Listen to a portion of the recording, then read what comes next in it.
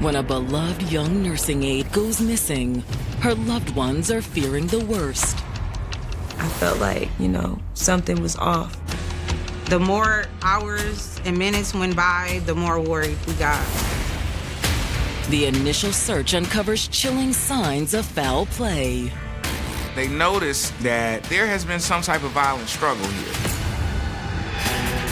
As the investigation unfolds, secrets are exposed. He had questions about his sexuality. And a monster is revealed. Quit playing with me! He was very controlling. He had a history of abuse. I felt that he had like an evil spirit. But justice doesn't come easy. He manages to make bond and is released from jail. He had a new girlfriend and allegedly assaulted her. You are a demon, you're evil, you're possessed. September 20th, 2016. It's Tuesday afternoon in the Houston, Texas suburb of Cypress, an affluent community on the northwest side of town. Cypress is such a suburban, quiet area. The crime is not that high out there. Cypress is known to be a family-friendly environment where people can come and feel safe. But today, the family of 32-year-old nursing aide Amalia Alexander is starting to worry.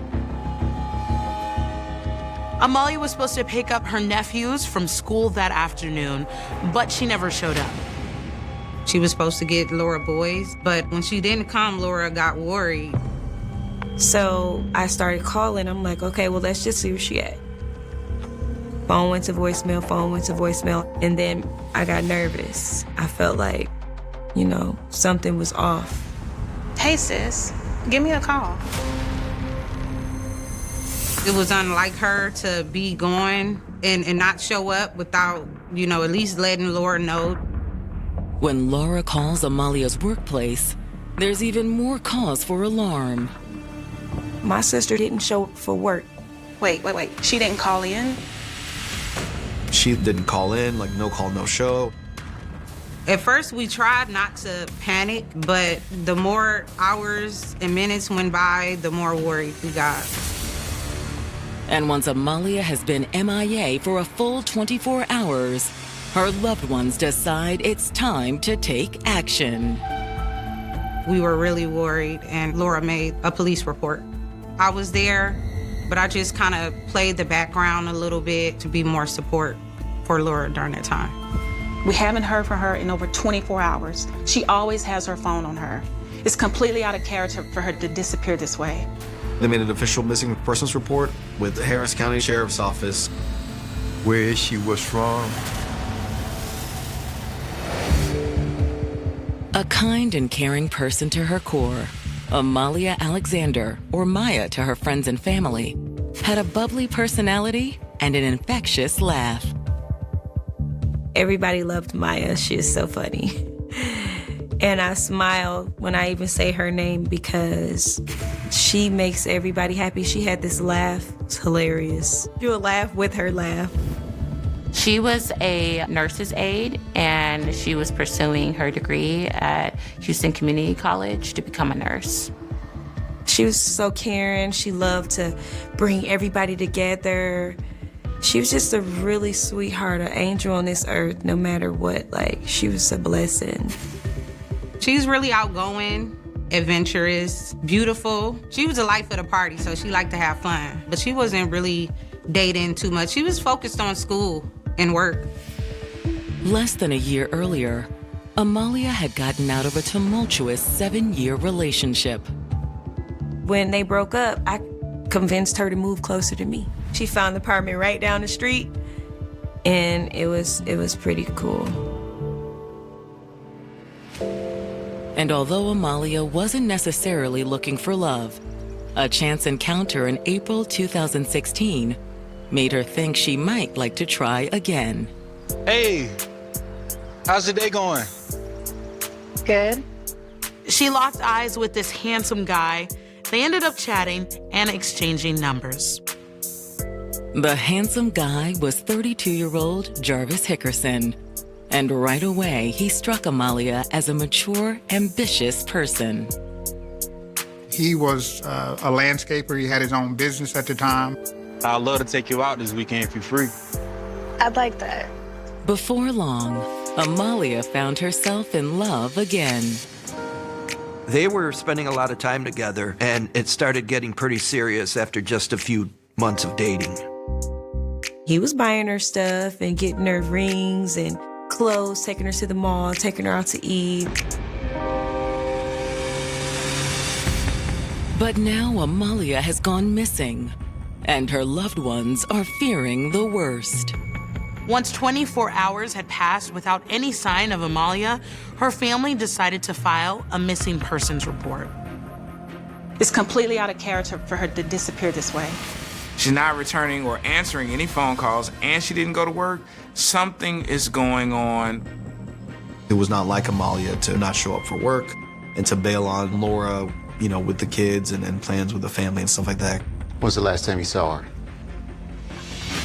The evening of the 19th. Laura says that Amalia came over Monday night to see her nephews. They're in bed. Oh, thank you, sis. You're a godsend. Laura had a really long day at work and was exhausted. I was in the bed and I was half asleep.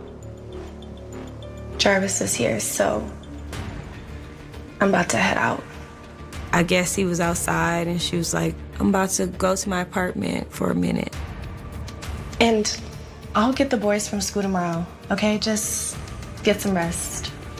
That's the last thing. She stood at my door with that little black and white dress on, and she left. That's the last time Laura ever saw her sister. 32-year-old Amalia Alexander was equal parts beauty and brains.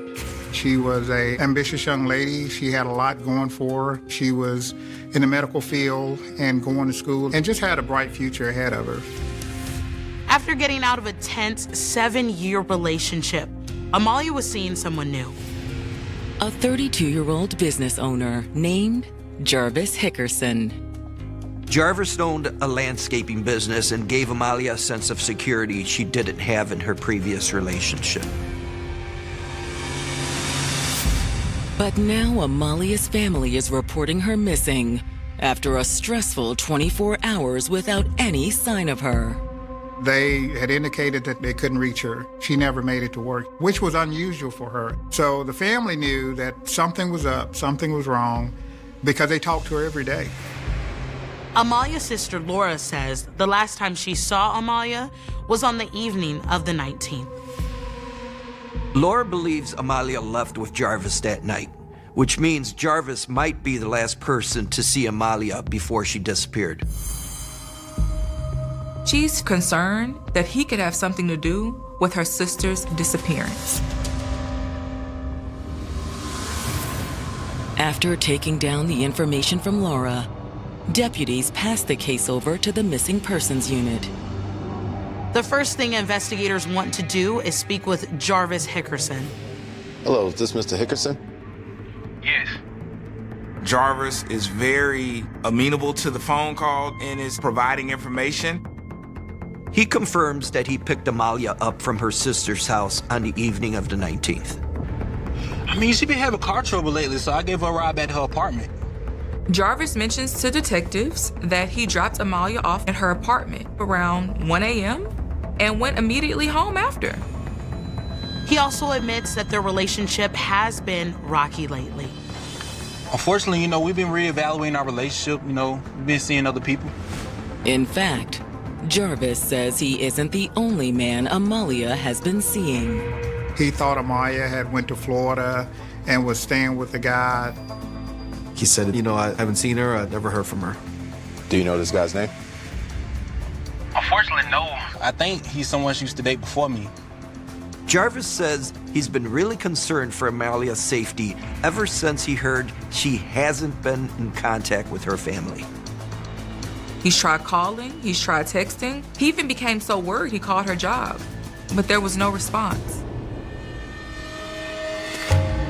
After getting off the phone with Jarvis, detectives ramp up their investigation. They register Amalia in the National Database for Missing Persons. They also issue a BOLO, which allows law enforcement in the Houston area to keep a lookout for her. Next, investigators head over to the apartment complex where Amalia has been living. We didn't locate her car at the apartment complex. At this point in time, they don't know if it's a homicide or not. They just know that there's a person missing and they're there just to perform a welfare check at the apartment unit. Once inside, detectives quickly determine that neither Amalia nor anyone else is in the apartment. But that doesn't mean their search is fruitless. Amalia was described to be a clean person, but inside of her apartment, it was very disheveled. They noticed that there has been some type of violent struggle here. It was trashed, just all across. You know, it's not how Amalia lived. It was a pretty bad amount of damage in there. Both the bathroom mirror and the living room TV have been broken. It was torn up. I mean, big screen TV was completely shattered. The mirror in the bathroom was shattered. There was glass all over the floor. The shattered glass is very alarming, especially in a missing persons case.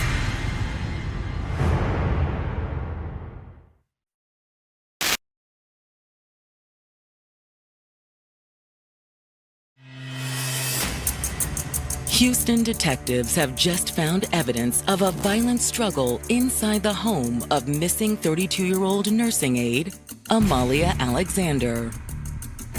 They do see evidence of some type of physical altercation.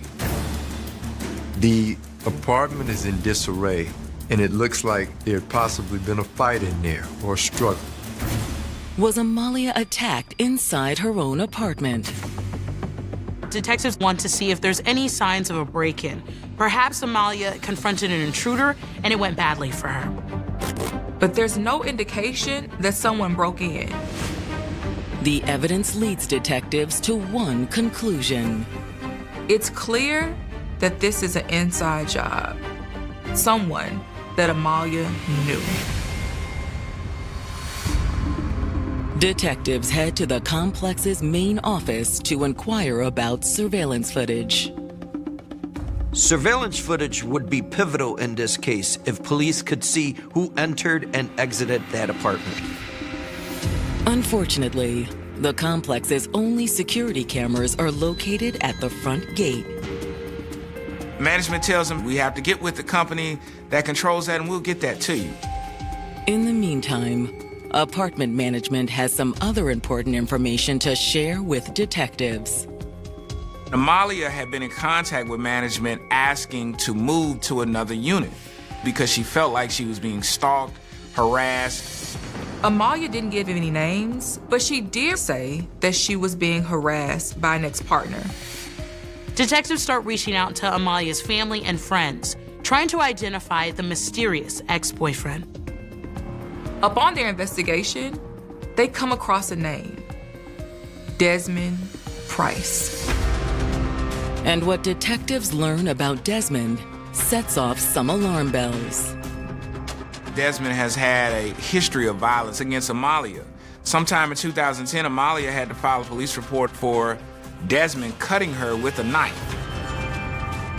There was another report filed in May of 2013 where Desmond again assaulted her and accused her of cheating, leaving her with a bloody nose and a black eye. She really had a rocky relationship with Desmond. They eventually broke up. Detectives' attempts to reach Desmond are unsuccessful. This certainly seems suspicious. But when they sit down with Amalia's sister Laura, she tells them they're investigating the wrong man. She doesn't think Desmond has anything to do with her sister's disappearance. He's not a point of concern for Laura. I know they went through things because they were both young. You know, he wasn't perfect, but he's not a bad person. They just had stuff going on. Laura is insistent that there is only one person who could possibly be responsible for Amalia's disappearance. Look, I'm telling you, Jarvis has something to do with this. Laura says you all need to circle back and look at Jarvis Hickerson. I knew he did something to my sister. Laura says Amalia and Jarvis began dating 6 months ago. In the beginning stages, Amalia was happy. Everything seemed to be going really well. But eventually, his true color started to show. He was very controlling. He was described as very possessive over her, and there were some concerns there. He seemed to be really clingy. He didn't want to leave her side. He didn't want her going anywhere without him. We just couldn't understand it. I felt that he had an evil spirit. It seemed as if he was trying to isolate her from her family and friends, you know? He tried to keep her away from me and my children. She started to not come around so much, and we lived so close. And that's why I knew something was off about this dude. He knew I didn't like him, and we didn't get along at all. Laura says Jarvis's controlling behavior towards Amalia eventually turned physical. They had a history of abuse. And I'm like, this person right here, honey, you are a demon, you're evil, you're possessed.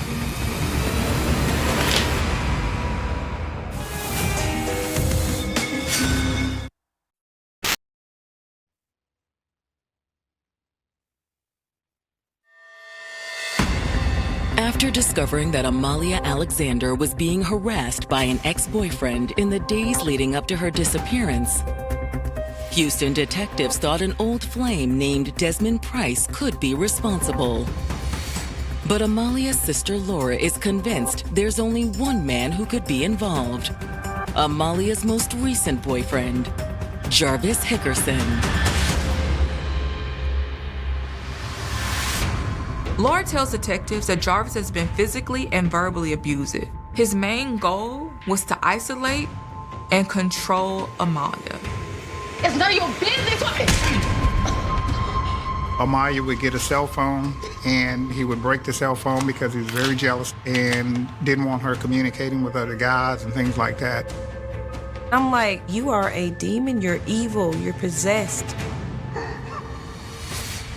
1 week before Amalia went missing, he made a big scene in public. They were at an IHOP, and there was an incident there where Jarvis assaulted her. They got into a disagreement. He ended up jumping on her at the IHOP in front of everyone, kicking her, cursing at her, and everything. But Laura says the violence didn't stop there. He left her there, went back and trashed her apartment. He took her keys to her car and actually went to her apartment and damaged her apartment. He totally destroyed the apartment. It was just a mess. It looked scary going inside, just from him just tearing it up. And I'm like, oh no, he needs to be stopped. That was enough for her to stand her ground and leave him and file the charges that needed to be filed to stop him. The police ended up arresting Jarvis and charging him with family assault and some criminal mischief. They filed what they call a MOAP, a Motion of Emergency Protective Order. And Jarvis was not supposed to have any kind of, communications with her. But the next day, it was clear Jarvis wasn't taking no for an answer. He was arrested that night on the 12th. And apparently on the 13th, he posted bond and he was out of jail on the 13th. After he got out of jail, Jarvis showed up to Amalia's door holding a bouquet of roses and an engagement ring. Hey, baby. Can you please forgive me? He bought her some flowers. It was wild. It's like a movie. She's like, oh my God, he's trying to propose to me. He was trying to do everything he could to get her to drop this pending charge. Will you marry me?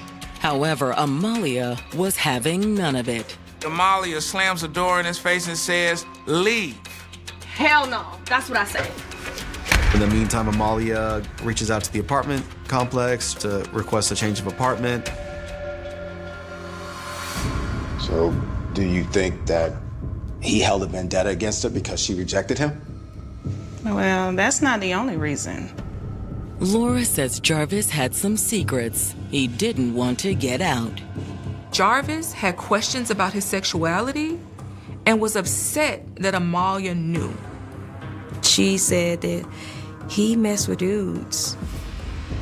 He was afraid that she would tell people. But in the days leading up to Amalia's disappearance, Laura says Jarvis figured out a way to weasel himself back into her sister's life. My sister thought she can help him. She was so sweet. And I'm like, you would never be able to help a demon. I seen through him. To Laura's dismay, Amalia left with Jarvis on the night of the 19th. Jarvis is here, so I'm about to head out. That's the last time Laura ever saw her, was when Amalia said, "I'm leaving with Jarvis." If you've never been in that position, it's hard to figure out why the victim, why is it so hard for them to get out of it? I think a lot of us, that haven't been in her shoes would be like, oh man, she just should leave him. She should just get away from him. But in their mind, they're like, no, I gotta stay in this because of whatever, financial reasons, support reasons. They may be afraid to leave him. When Amalia left with Jarvis that night, Laura was half asleep and so exhausted, the danger didn't really register. But now she's convinced he's done something terrible to her sister. I'm telling you, he knows where she is. I feel like she left because she felt like she was protecting us. So maybe she was like, well, maybe I'll get him out of here and he'll just do something to me and not kill my sister and her kids. After speaking with Laura, detectives are inclined to agree. Jarvis Hickerson is the key to finding Amalia. Throughout this investigation, we could never get past him. There was a lot of things that just kind of led us to believe that this is our guy and this is who we need to be focused on. When detectives dig more into Jarvis's past, what they find gives them even more cause for alarm. He is a criminal. He served 2 years in jail before, and he has 7 felonies. Jarvis's rap sheet stretches back more than a decade and includes not only theft and assault, but also convictions for cocaine and illegal firearms possession. To investigators, it seems Jarvis's landscaping business may just be a front for illegal activity. As a means of making money, he would go out and sell stolen property. A lengthy rap sheet isn't enough to make an arrest. But when the surveillance footage from Amalia's apartment complex finally comes in, investigators are hoping for a slam dunk. In the footage, detectives can see Jarvis's pickup truck pull into Amalia's apartment complex just around 12:40 a.m., just as he claimed. Jarvis indeed did drop Amalia off at 1, but he didn't leave like he told them initially. The truck goes into the apartment and you don't see it leave until sometime around 3 a.m. or so. What was he doing at her apartment for 2 hours? And after Jarvis leaves the apartment complex, he shows back up an hour and a half later. He leaves at 3:04. He comes back at 4:23. Jarvis had told people that he had dropped her off. He never mentioned coming back to her apartment at all. But when he came back, there was nothing in the bed of the truck. So it comes back and it's there for about 30 minutes to 45 minutes, maybe a little bit more. And then this time when the truck leaves, you can clearly see a large object in the back of the bed that was not there when the truck entered. It looks like it might have been covered up with some type of tarp. To detectives, this object looks like it could be a human body. We suspect that may have likely been Amalia.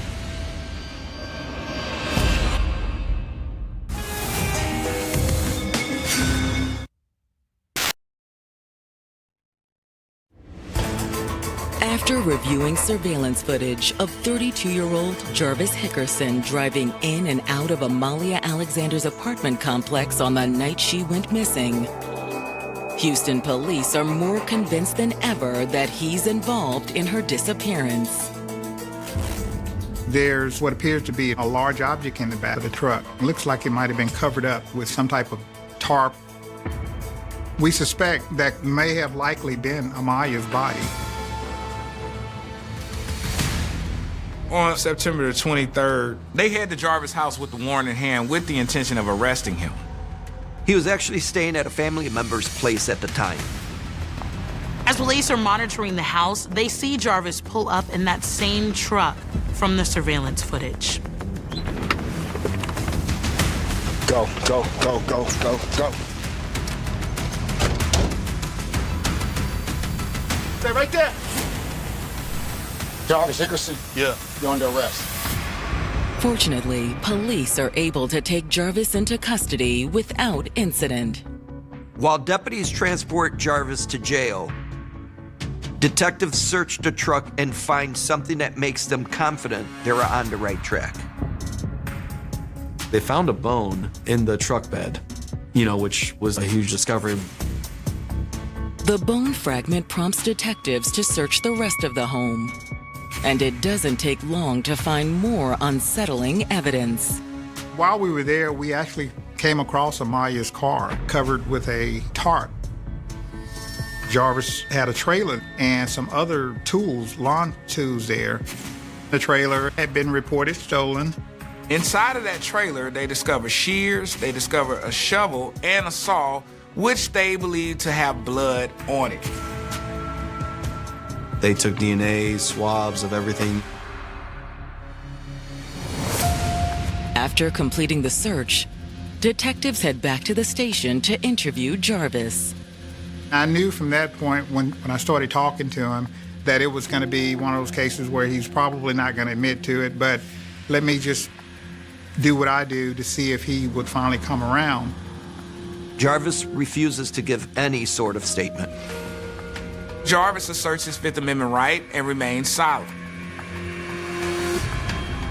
But even though investigators are confident that Jarvis is responsible for Amalia's disappearance, they're still no closer to pinpointing her whereabouts. And with Jarvis continuing to remain tight-lipped, they don't expect much help from him. However, when detectives subpoena records from Amalia and Jarvis's cell phones, they finally get a solid lead. Amalia's phone was last seen pinging in an empty field in Conroe, Texas. Jarvis's phone and Amalia's phone went from her apartment to the Conroe area in the woods, probably about 25 or 30 miles away. And so their phones were pinging at the same time in the same location. Once we kind of got a general location of the phone areas, we were looking and searching. Houston investigators enlist the assistance of statewide search and rescue organization, TXR. They are comprised of a group of volunteers that go out looking for missing people when they believe missing people are deceased, to help the families get closure to find the bodies. We basically knew that the lady had been murdered. They had a suspect. They had an area where a cell phone ping was made, and they gave us that area to search. There was some ponds and things like that up there that we searched. We got there about 7:30, 8 o'clock in the morning. We stayed until dark, and we rotated people in and out. But we didn't solve the case. We didn't find the body. Investigators hit a dead end with it. Over the following days and weeks, tips continue to trickle in, but they all lead to more dead ends. For Amalia's family, the thought of never knowing what happened to her is devastating. I felt distraught because although she was missing for a while, we still had hope that maybe she was out there somewhere alive. We just couldn't wrap our heads around it. It broke everybody's heart. Everybody that knew her took a part in trying to look, and it was just so stressful. But on November 30th, more than 2 months after Amalia's disappearance, investigators get a call from police in Conroe. Detective Miller. They've located skeletal remains. When I got that call, I'm thinking they may have found her finally.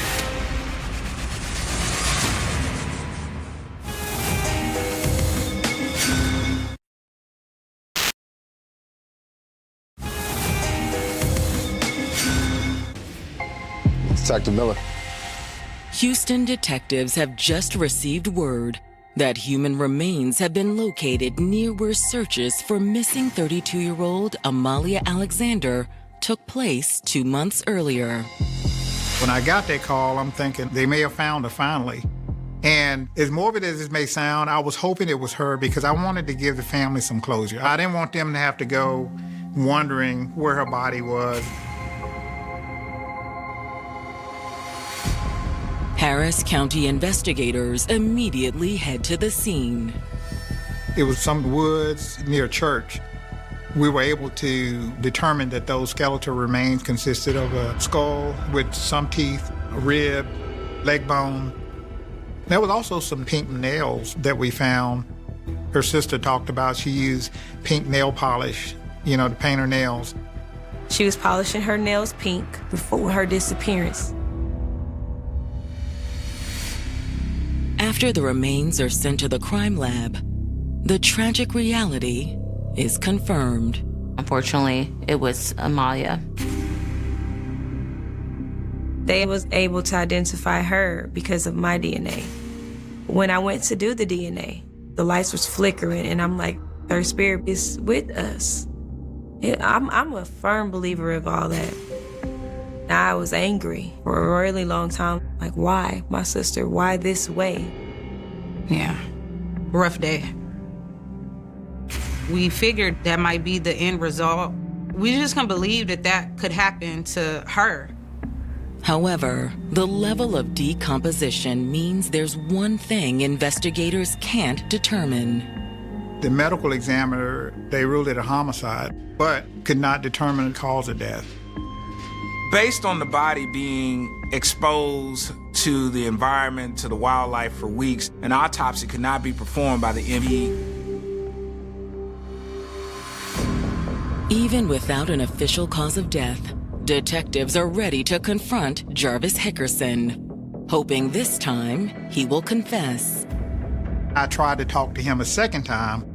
I confronted him with the information we had regarding the phone records, the surveillance video, and him giving this story as to his whereabouts and what was going on. Look, Jarvis, we found her. And you're on the surveillance as the last person seen with her. Despite all the evidence police have collected, Jarvis refuses to admit any involvement in the homicide. I ain't do it. And then he starts making some really odd comments. He said he didn't really love Amalia and was actually planning to meet up with another bisexual man after he dropped her off at home on the 19th. Man, I ain't kill her. I've been over her. He denied any involvement in her disappearance, and then he stopped talking. Man, I'm done. Even without a confession, the investigators have all they need to bring charges against Jarvis for Amalia's murder. It was clear at that point that they had probable cause to file charges for capital murder against him. However, as relieved as Amalia's loved ones are to finally see Jarvis behind bars, it's not long before he's back on the streets. Jarvis manages to make bond, and he's released from jail. He's required to wear an ankle monitor. At this time, the judge felt like bond was appropriate because despite the evidence being overwhelming, it is circumstantial evidence. He's still a presumed innocent person unless proven guilty. Then, just 9 months later, he's taken back into custody after police discover he's been tampering with his ankle monitor. He cut it off. If you think about it, if you're facing life, capital murder, once you cut it off, what you have to lose? He shouldn't even been out. And tampering with his ankle monitor wasn't Jarvis's only offense while he was out on bond. He had a new girlfriend and allegedly assaulted her. Again, same pattern. He was violent, he was abusive, and he tried to choke her. She called the police, and he actually got charged with that. Following his rearrest, the judge revokes Jarvis's bond and sends him back to jail to await trial. In September of 2024, Jarvis finally faces a jury for the murder of Amalia Alexander. We argue that essentially he killed her because she had called the police on him for the assault that had happened on the 12th.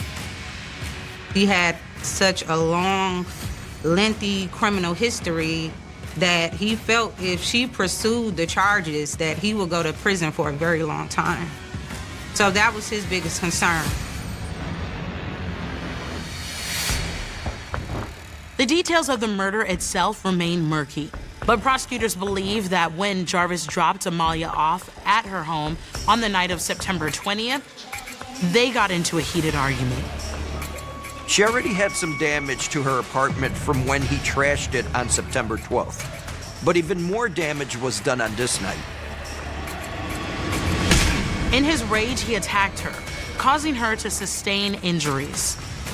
And this time, he didn't stop there. I suspect he probably strangled Amalia, choked her, and killed her that way.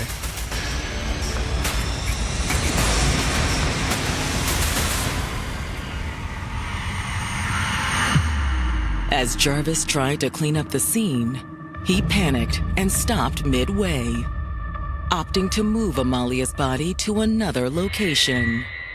Investigators believe Jarvis disposed of Amalia's body in Conroe and then went about his life. There is a boatload of circumstantial evidence that ties him to the crime. However, some of the forensic evidence threatens to throw a wrench in the prosecution's case.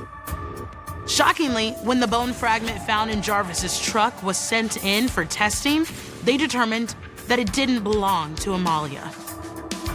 It turned out to be non-human, so some sort of animal bone.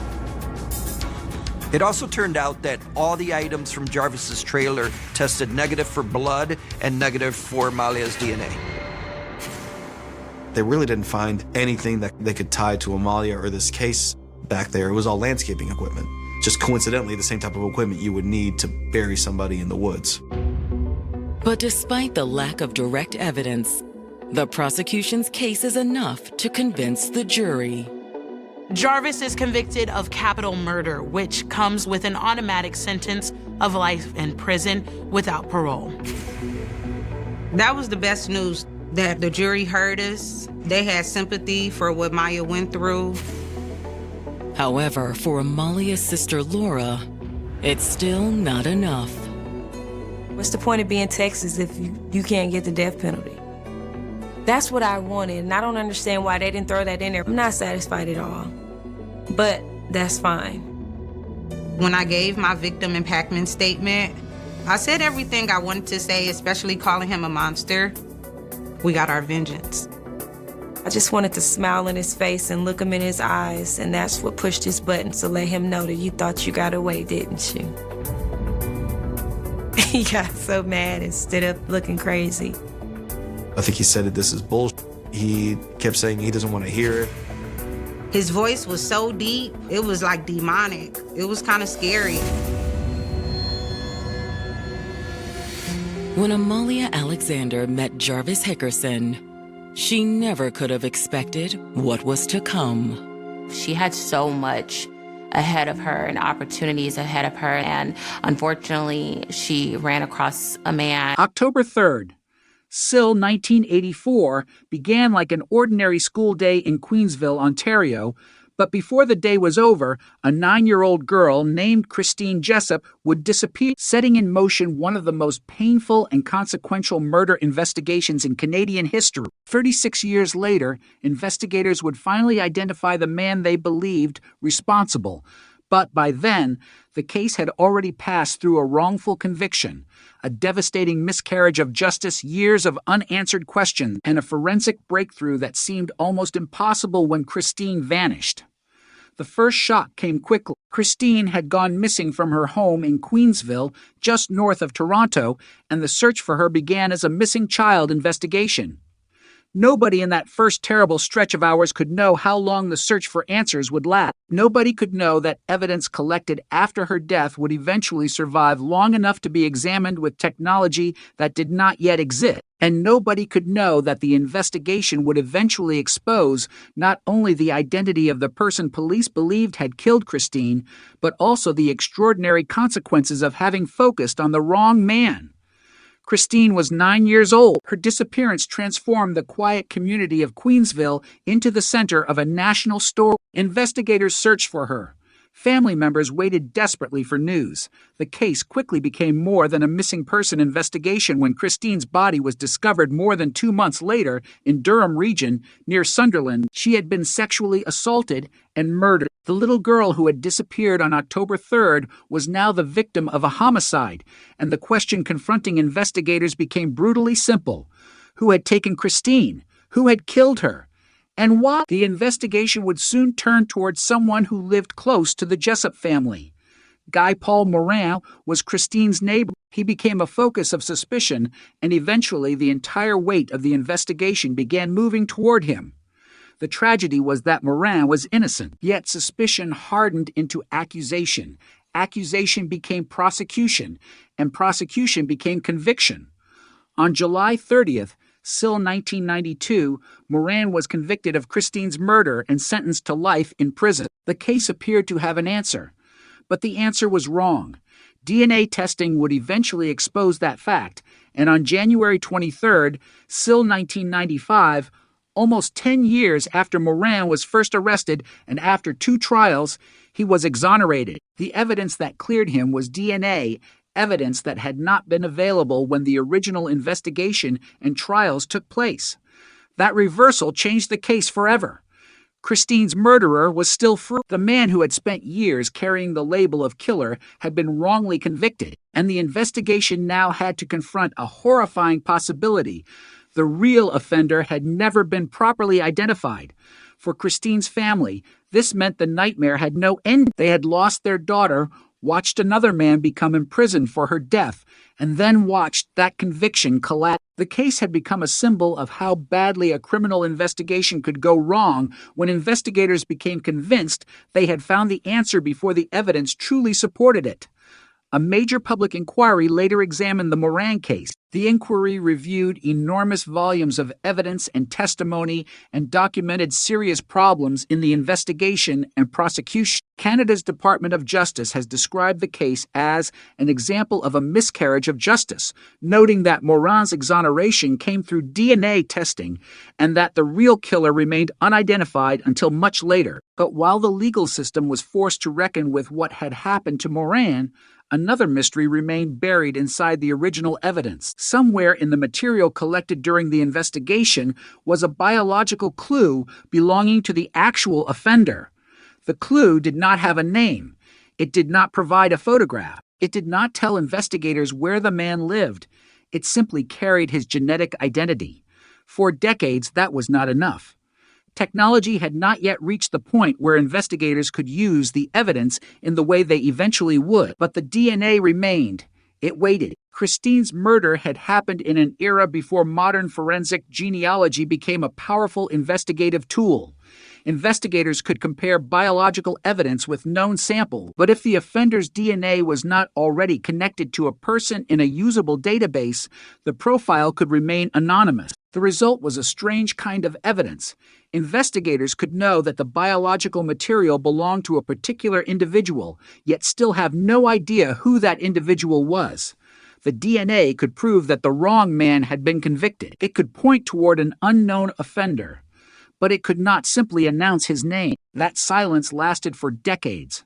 Then, in the years after the Golden State Killer investigation demonstrated the power of genetic genealogy, police began exploring a new path. Genetic genealogy could take an unknown DNA profile and search for familial connections in databases where people had voluntarily contributed genetic information. Instead of looking for the killer directly, investigators could look for relatives.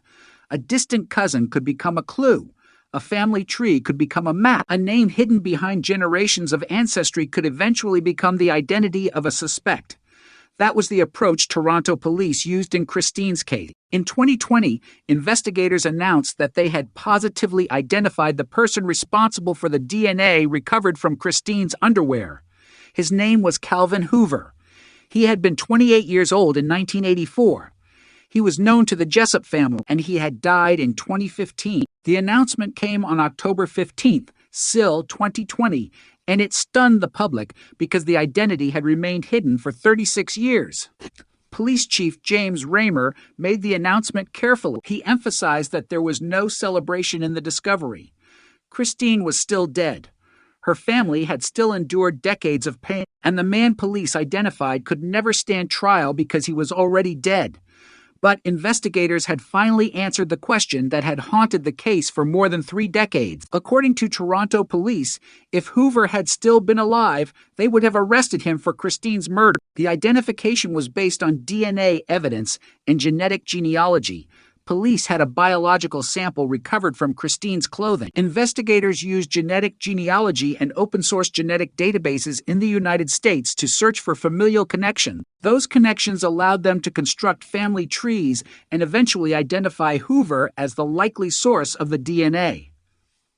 A later forensic comparison provided additional confirmation. A Canadian Association of Chiefs of Police document describes the process as involving genetic familial matches, the development of family trees, and ultimately a warrant to test Hoover's blood to confirm the identity of the DNA donor. Suddenly, a man who had existed only as an unidentified biological profile had a face, a name, a history, and a connection to the Jessup family. The revelation was disturbing for another reason. Hoover was not an unknown stranger who had appeared from nowhere. Toronto police said he was known to the family at the time of Christine's disappearance. That detail immediately changed the emotional landscape of the case. For 36 years, the identity of the offender had been hidden. Now investigators were telling the public that the person they believed responsible had been part of the wider social circle around Christine's family. Police also revealed that Hoover had never been interviewed about Christine's disappearance. That fact became one of the most haunting details in the aftermath of the identification. The investigation had once focused intensely on Morin, the innocent neighbor who would eventually be wrongfully convicted, while the man police later identified through DNA had remained outside the central suspect picture. Hoover died in 2015, 5 years before police publicly named him. His death meant investigators could never place him in an interrogation room. They could never ask him where he was on October 3rd, SIL 1984. They could never confront him with the DNA evidence. They could never hear his explanation. The identification could answer one question, but it could not produce a trial, and so the case remained unusual even after it was technically solved. The offender had been identified, but justice in the conventional courtroom sense was impossible. Investigators instead began another phase, reconstructing Hoover's life, movements, and possible connections. Police asked the public for information about him, hoping to establish his whereabouts around the time Christine disappeared and during the years that followed. They wanted to understand the final hours of Christine's life and determine whether Hoover could potentially be connected to other incidents. The public response was immediate. More than 60 tips reportedly reached police after Hoover was identified, prompting investigators to establish a dedicated tip line. Every new piece of information could potentially help reconstruct a timeline that had been missing for decades. But behind the headlines was an even more complicated story. Before Hoover's name emerged, Christine's case had already transformed Canadian criminal justice. The wrongful conviction of Guy Paul Morin had become a national example of tunnel vision and investigative failure. The case had forced questions about how evidence is collected, how suspects are evaluated, how police interpret inconsistencies, and how a prosecution can become convinced of guilt even when the real offender remains unidentified. The later identification of Hoover did not erase those failures. Instead, it made them more painful. The real offender had apparently been there somewhere in the background while an innocent man was accused.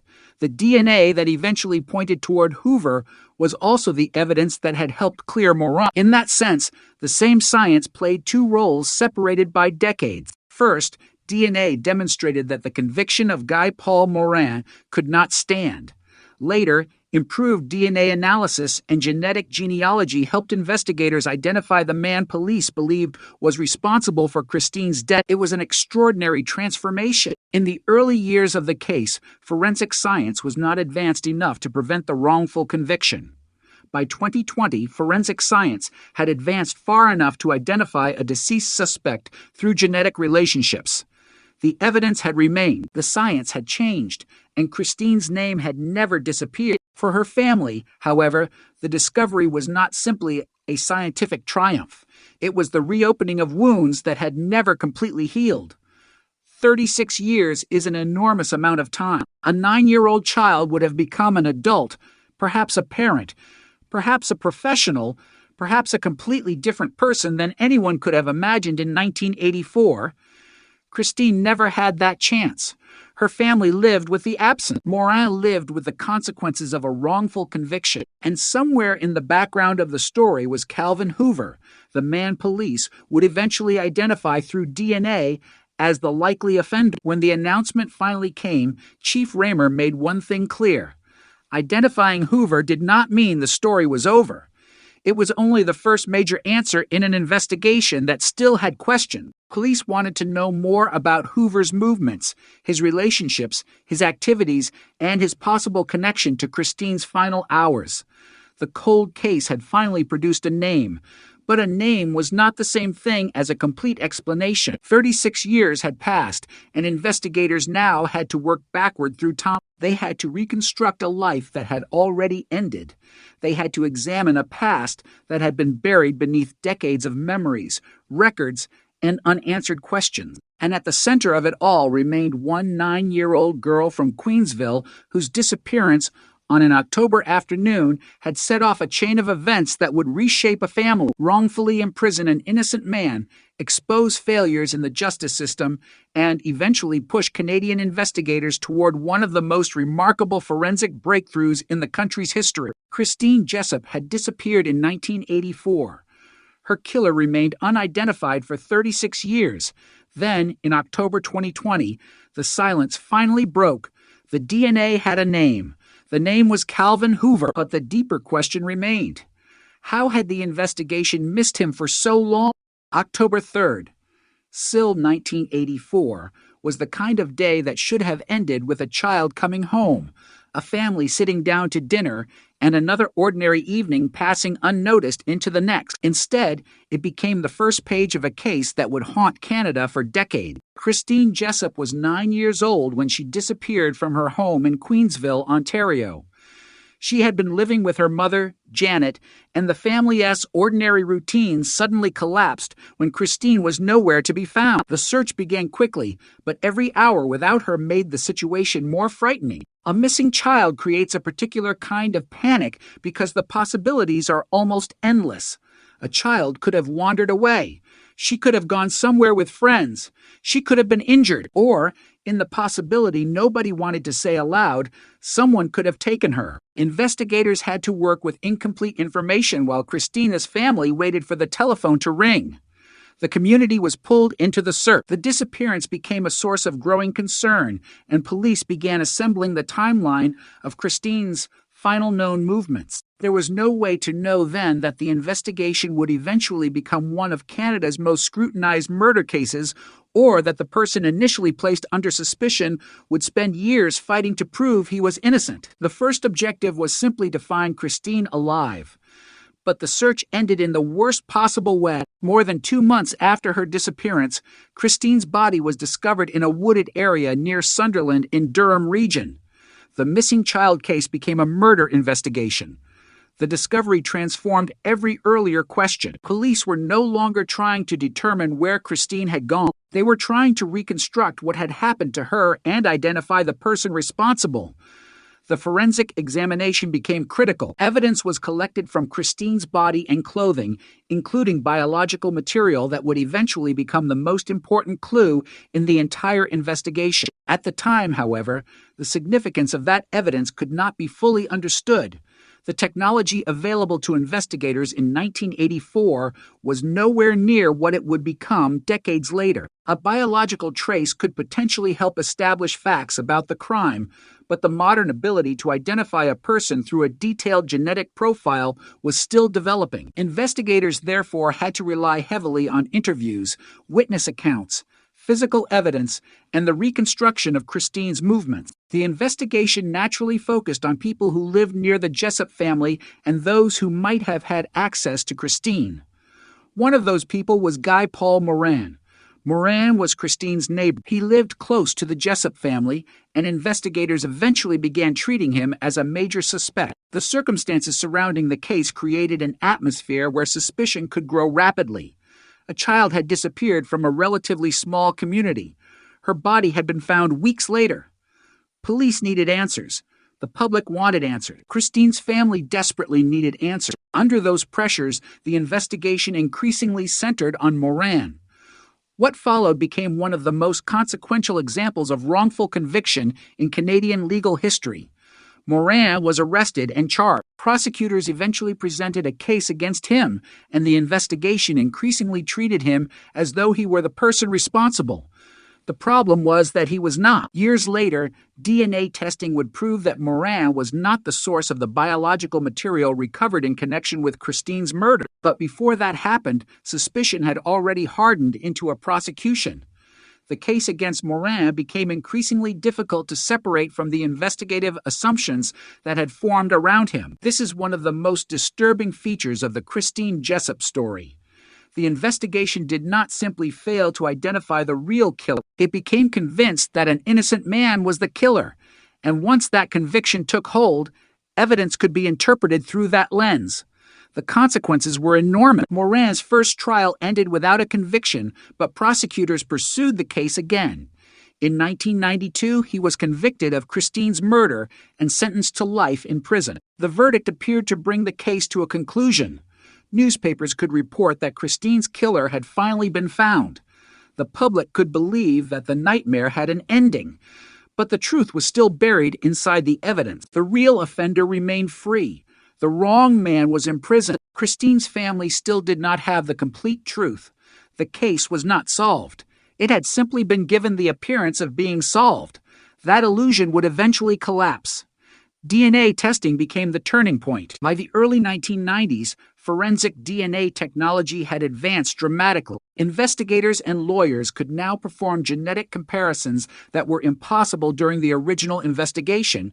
When biological evidence from Christine's case was tested, the results excluded Moran. The evidence showed that the biological material belonged to another man.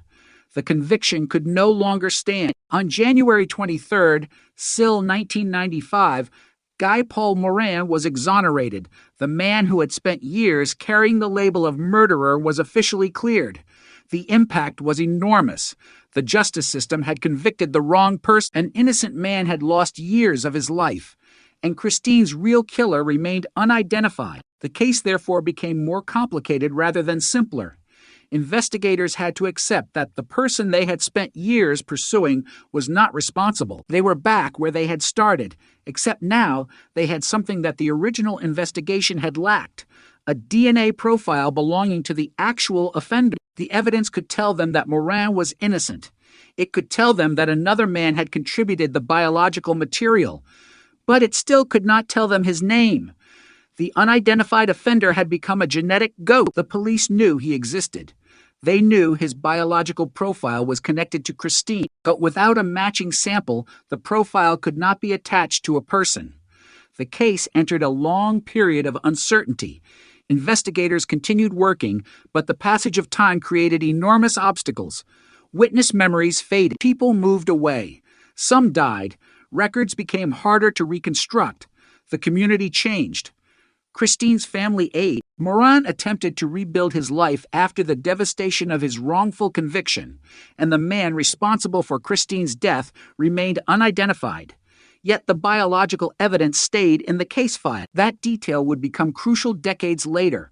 For many years, investigators had only limited options for unidentified DNA. A profile could be compared against known offenders or other available samples, but if the person had never been arrested or never provided a usable sample, the search could stall. Investigators could know that the DNA belonged to the same individual without knowing who that individual was.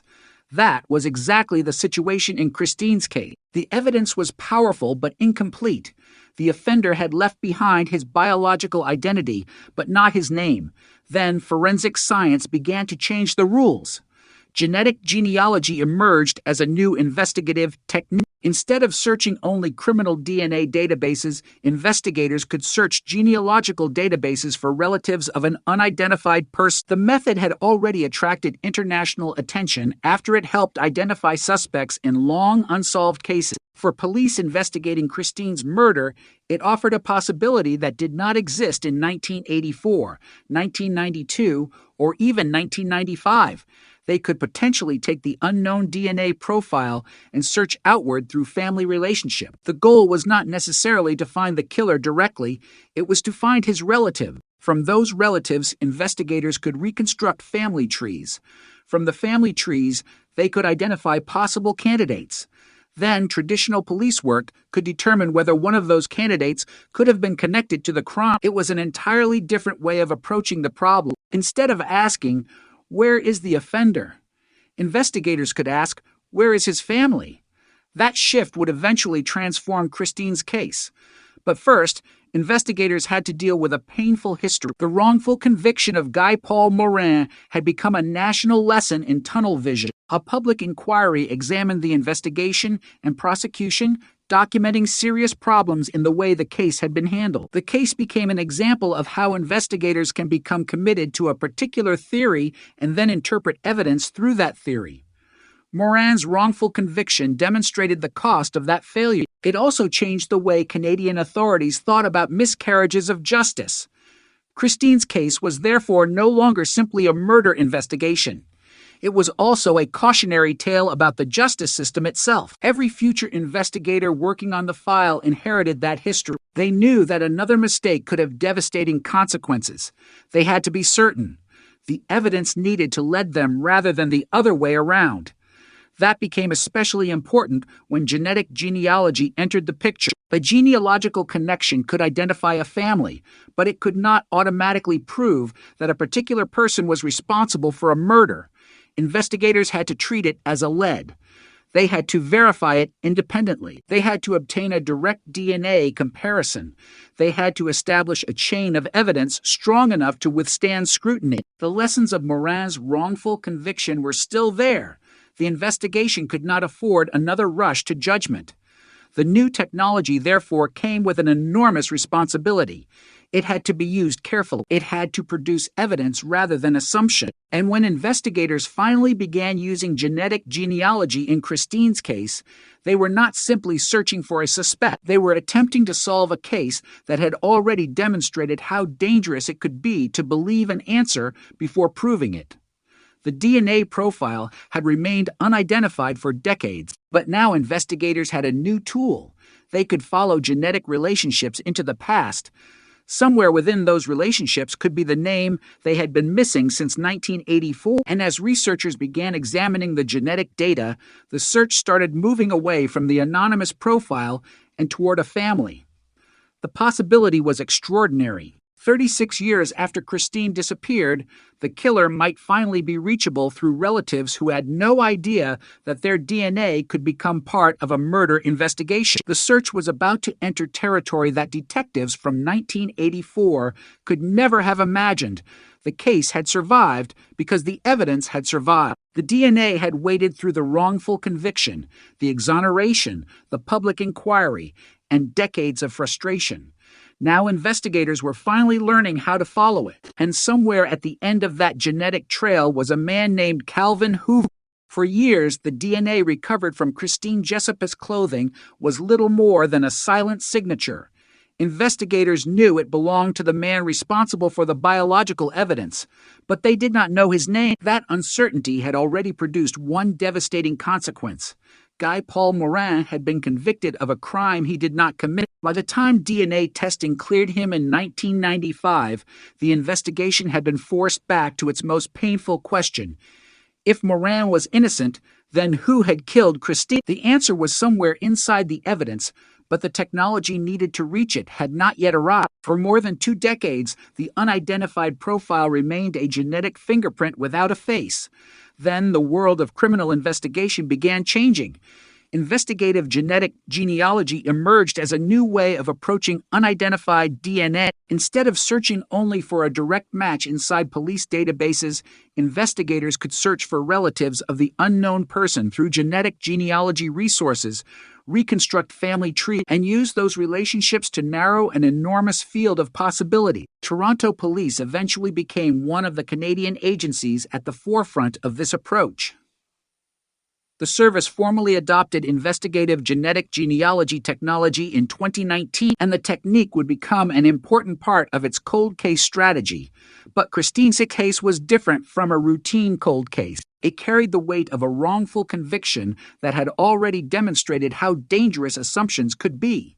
Investigators knew that the case had gone badly before. They knew an innocent man had been imprisoned. They knew the real offender had remained unidentified. Any new breakthrough, therefore, had to be treated with extraordinary caution. A genetic genealogy lead could not simply become another accusation. It had to become a verified identification. The investigators had to follow the science rather than force the science to follow a theory. That distinction mattered because the history of Christine Jessep's murder was already filled with moments when suspicion had overwhelmed certainty.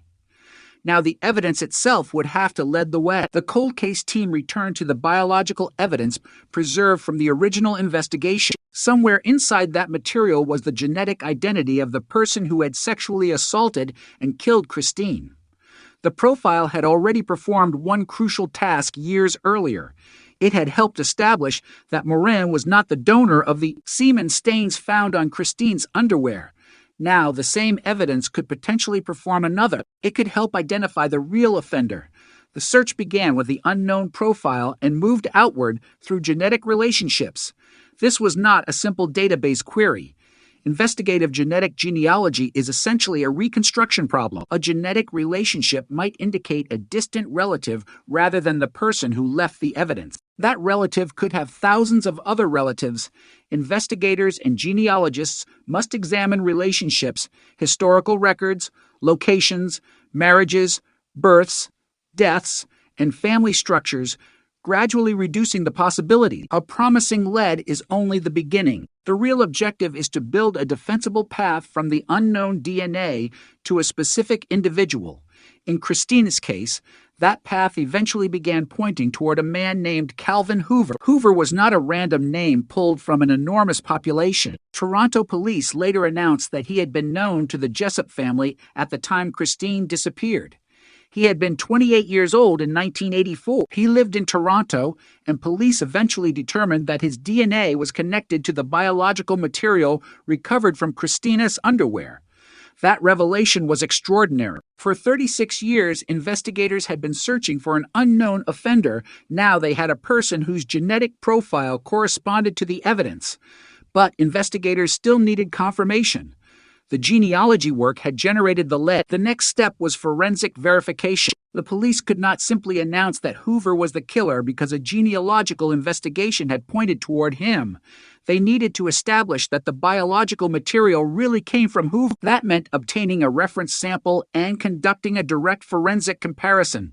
The significance of this step cannot be overstated. Genetic genealogy can narrow a suspect pool, but a direct DNA comparison provides the biological bridge between the crime scene evidence and the individual. In Hoover's case, investigators eventually obtained a blood sample through a warrant after his death, according to documentation describing the investigative process. The comparison confirmed the identity of the DNA donor. The anonymous biological profile from Christine's underwear had finally been attached to a human being. Yet, By the time investigators reached that point, Calvin Hoover was no longer alive. He had died in 2015, 5 years before police publicly identified him. That fact changed everything. Investigators could identify the person they believed responsible, but they could not arrest him. They could not interrogate him. They could not place him before a judge. They could not present the DNA evidence to a jury in a prosecution against him. The case could finally answer the question of identity, but it could never produce a conventional trial. That was one of the most painful aspects of the breakthrough. Justice had moved forward, but not in the way Christine's family might once have imagined. There would be no courtroom confrontation with the accused. There would be no confession from Hoover. There would be no opportunity to hear his explanation of what happened on October 3rd, SIL 1984. Instead, investigators had science. The DNA pointed to him. The genetic genealogy provided the route to him. The forensic confirmation established the connection, and his death meant that the case would have to end without the final judgment that a living defendant could face. Toronto Police Chief James Raymer addressed that reality directly when the identification was announced on October 15th, SIL 2020. Police said that if Hoover were alive, he would be arrested for Christine's murder, but the announcement was not presented as a celebration. Chief Raymer emphasized that there were no winners in the announcement. Christine was still dead. Her family had still endured decades of pain, and the man police believed responsible could not be held accountable in court because he had already died. The announcement nevertheless represented a profound shift in the case. For the first time since 1984, investigators could put a name next to the unknown DNA profile. The man was Calvin Hoover. He had been 28 at the time of the murder. He had been known to the Jessup family, and according to police, he had never been interviewed about Christine's disappearance. That last detail was especially haunting. Imagine the investigation as it existed in 1984. Detectives were searching for a child who had vanished. They were interviewing people around the family. They were trying to reconstruct Christine's final movements. Yet the man whose DNA would eventually identify him as the person responsible had not been interviewed about her disappearance. Instead, the investigation became focused on Guy Paul Moran. The consequences of that focus would become catastrophic. Moran was arrested. He was tried. His first trial ended without a conviction, but the prosecution continued. At his second trial, he was convicted of first-degree murder. The conviction was eventually overturned after DNA evidence demonstrated that he was not the source of the semen stains found on Christine's underwear. The case became one of Canada's most famous wrongful convictions, and a public inquiry led by Justice Fred Kaufman examined what had gone wrong. Toronto police, when announcing Hoover's identification in 2020, explicitly acknowledged significance of Moran's exoneration and said investigators had met with him to share the new development. They also informed Justice Kaufman. For Moran, the identification of Hoover carried an especially complicated meaning. He had spent years being treated as Christine's killer.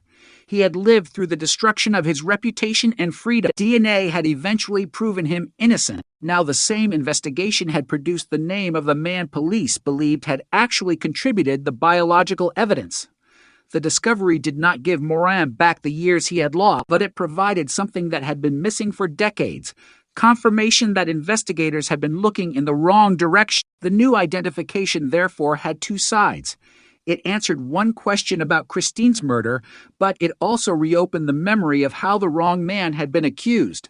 The case was not simply a story about forensic technology solving a crime. It was a story about technology correcting an earlier failure. The DNA that helped identify Hoover was also the evidence that had ultimately helped clear Moran.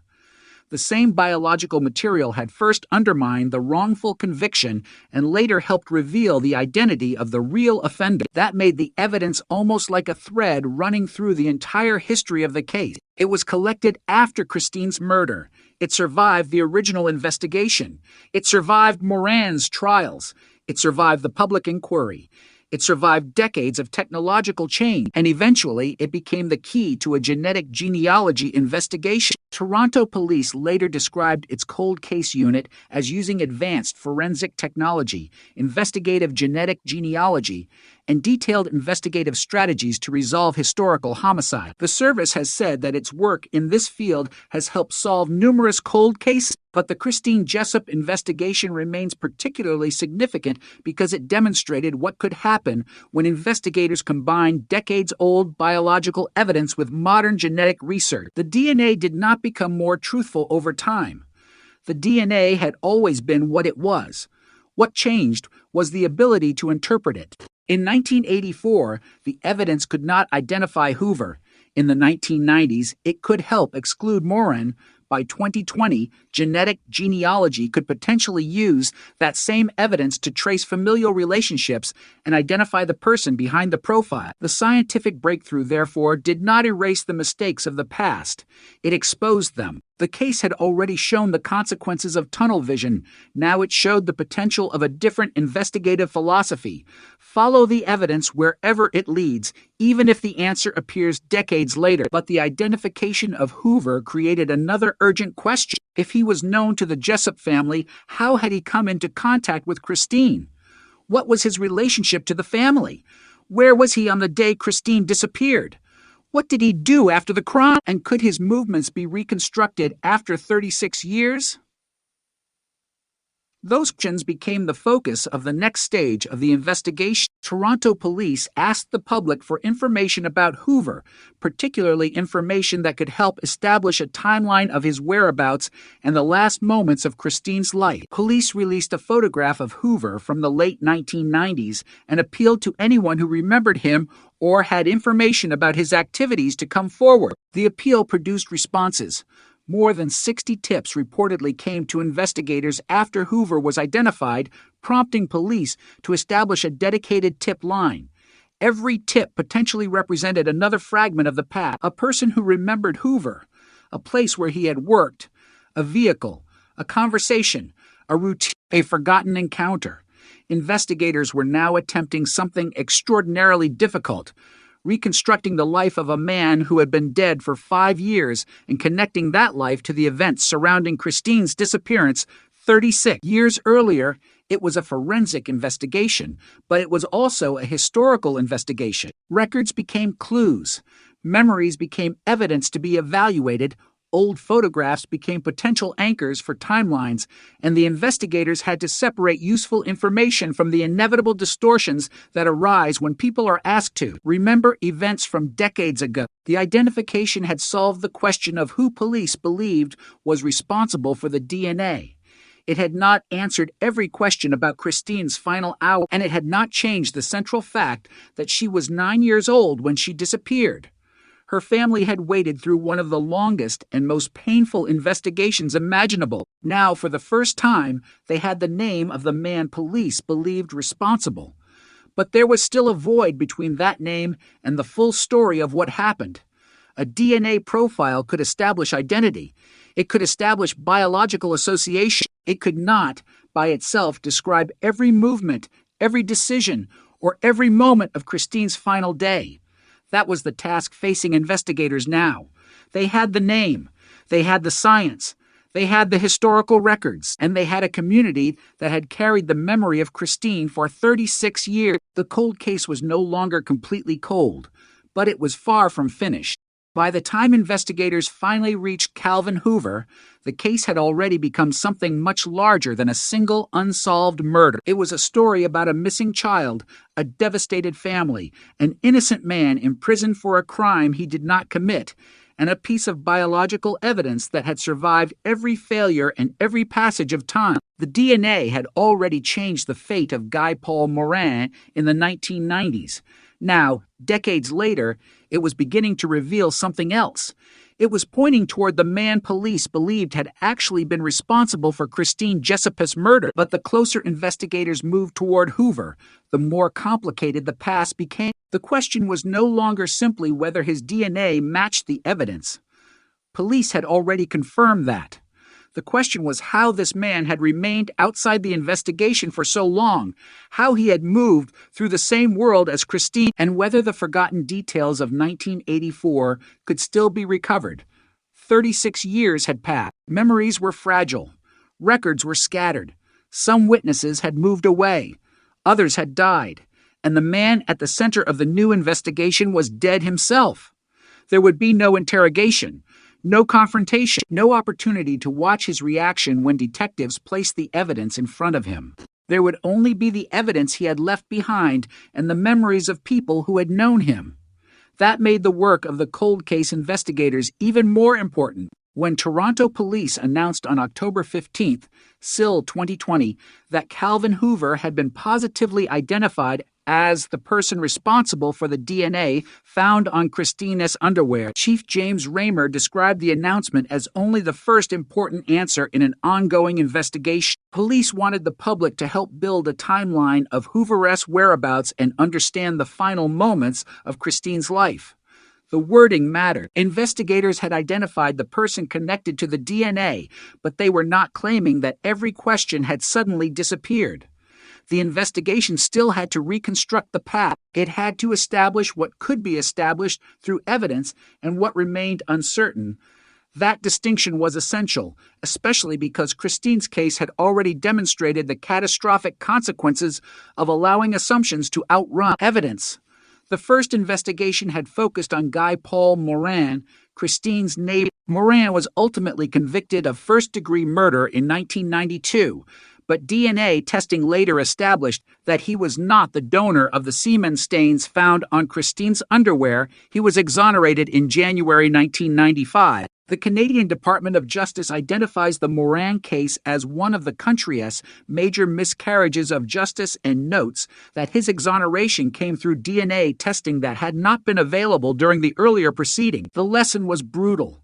Investigators could believe they had solved a murder and still be completely wrong. The real offender could remain free while an innocent man lost years of his life. That history followed every later attempt to solve Christine's murder. When genetic genealogy finally generated the name Calvin Hoover, investigators could not afford to repeat the mistakes of the past. They needed confirmation. They needed a direct forensic connection. They needed to know that the genetic genealogy had not merely produced an interesting family relationship, but had actually led them to the person whose DNA was present in the original evidence. That confirmation came. Toronto police said the identification of Hoover as the source of the DNA sample found on Christine's underwear was positively confirmed on October 9th. SIL 2020. Hoover had been 28 years old in 1984, was from Toronto, and was known to the Jessup family at the time Christine disappeared. He died in 2015. Police stated that if he had still been alive, they would have arrested him for Christine's murder. The announcement sent a shock through the case because the identity was not merely the name of a distant stranger discovered through an abstract database. Police said Hoover had been known to the Jessup family. That fact immediately raised a question that had remained hidden for decades. How close had the paths of Christine and Hoover actually been? Investigators wanted to know. They wanted to establish his movements. They wanted to understand where he had been and who he had interacted with around the time Christine vanished. They appealed for information about him, releasing a photograph from the late 1990s in the hope that someone might recognize him or remember an encounter that had seemed insignificant at the time. In a cold case, insignificant details can become critical when viewed through the lens of new evidence. A person may remember seeing someone at a particular location. A former neighbor may remember a vehicle. A former colleague may remember a work schedule.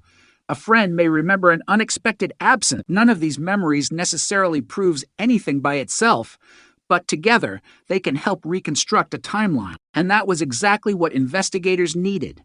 They were trying to rebuild the world of 1984 around Christine and Hoover. The appeal generated public interest. Toronto police later reported that more than 60 tips came to investigators after Hoover was identified. Each tip represented another possible fragment of the pattern, but the challenge of investigating information more than 3 decades old is that memory does not function like a video recording.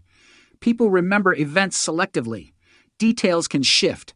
Dates can become confused. An ordinary encounter can seem completely different after investigators explain why it mattered. That meant detectives had to evaluate every piece of information carefully. The genetic evidence was different. DNA did not depend on someone remembering what happened 36 years earlier. The biological profile had been preserved. It could be tested. It could be compared. It could be independently verified. This was the central strength of the breakthrough. Human memory had faded, but the biological evidence had remained. That contrast became one of the defining features of Christine's case. The investigation had spent years struggling with recollections, suspicions, and interpretation. Yet the evidence capable of eventually identifying the real offender had been present from the beginning. The science simply had not been ready to use it in the way investigators eventually could. The history of the Moran investigation made that reality even more significant. When Moran was convicted in 1992, modern DNA testing had not yet been used to clear him. By 1995, the technology had advanced enough to conclusively exclude him as the source of the semen stain. The public inquiry that followed examined the investigation in extraordinary detail. According to the Department of Justice, Justice Fred Kaufman's inquiry lasted 146 days, heard from 120 witnesses, and considered more than 100,000 pages of trial evidence, exhibits, and appeal documents. The inquiry ultimately produced a massive report and recommendations intended to reduce the risk of similar miscarriages of justice. Among those recommendations were protocols concerning DNA testing, retention of original forensic evidence, and the creation of a national DNA data bank. Those recommendations would become part of the larger evolution of forensic investigation in Canada. The Christine Jessup case therefore became connected to a broader transformation in criminal justice. Evidence preservation became more important. DNA testing became more sophisticated. National databases expanded. Investigators gained new ways to compare biological profiles. And eventually, genetic genealogy offered a method for pursuing unidentified profiles that traditional databases could not resolve. Christine's murder became a case study in the power of preserving evidence across decades. The biological material did not need to be recreated. It had already been collected. It did not need to be discovered again. It simply needed to be interpreted with better technology. That is one of the strangest realities of cold cases. Sometimes the answer is not missing. Sometimes the answer is sitting inside a box, sealed in a laboratory, waiting for science to become capable of reading it. Christine's DNA was like that. It had already helped prove that Moran was innocent. Decades later, it helped investigators identify Hoover. The evidence had remained consistent while the investigative tools changed around it. By 2020, Toronto police had developed a dedicated cold case capability that incorporated advanced forensic technology and investigative genetic genealogy. The service has since described this work as a combination of experienced investigators, civilian genealogists, analysts, and forensic specialists working together to resolve historical cases. Christine's murder became one of the most significant examples of what that approach could accomplish. Yet even after Hoover was identified, investigators faced the painful reality that he could never stand trial. He had died in 2015, 5 years before the public announcement.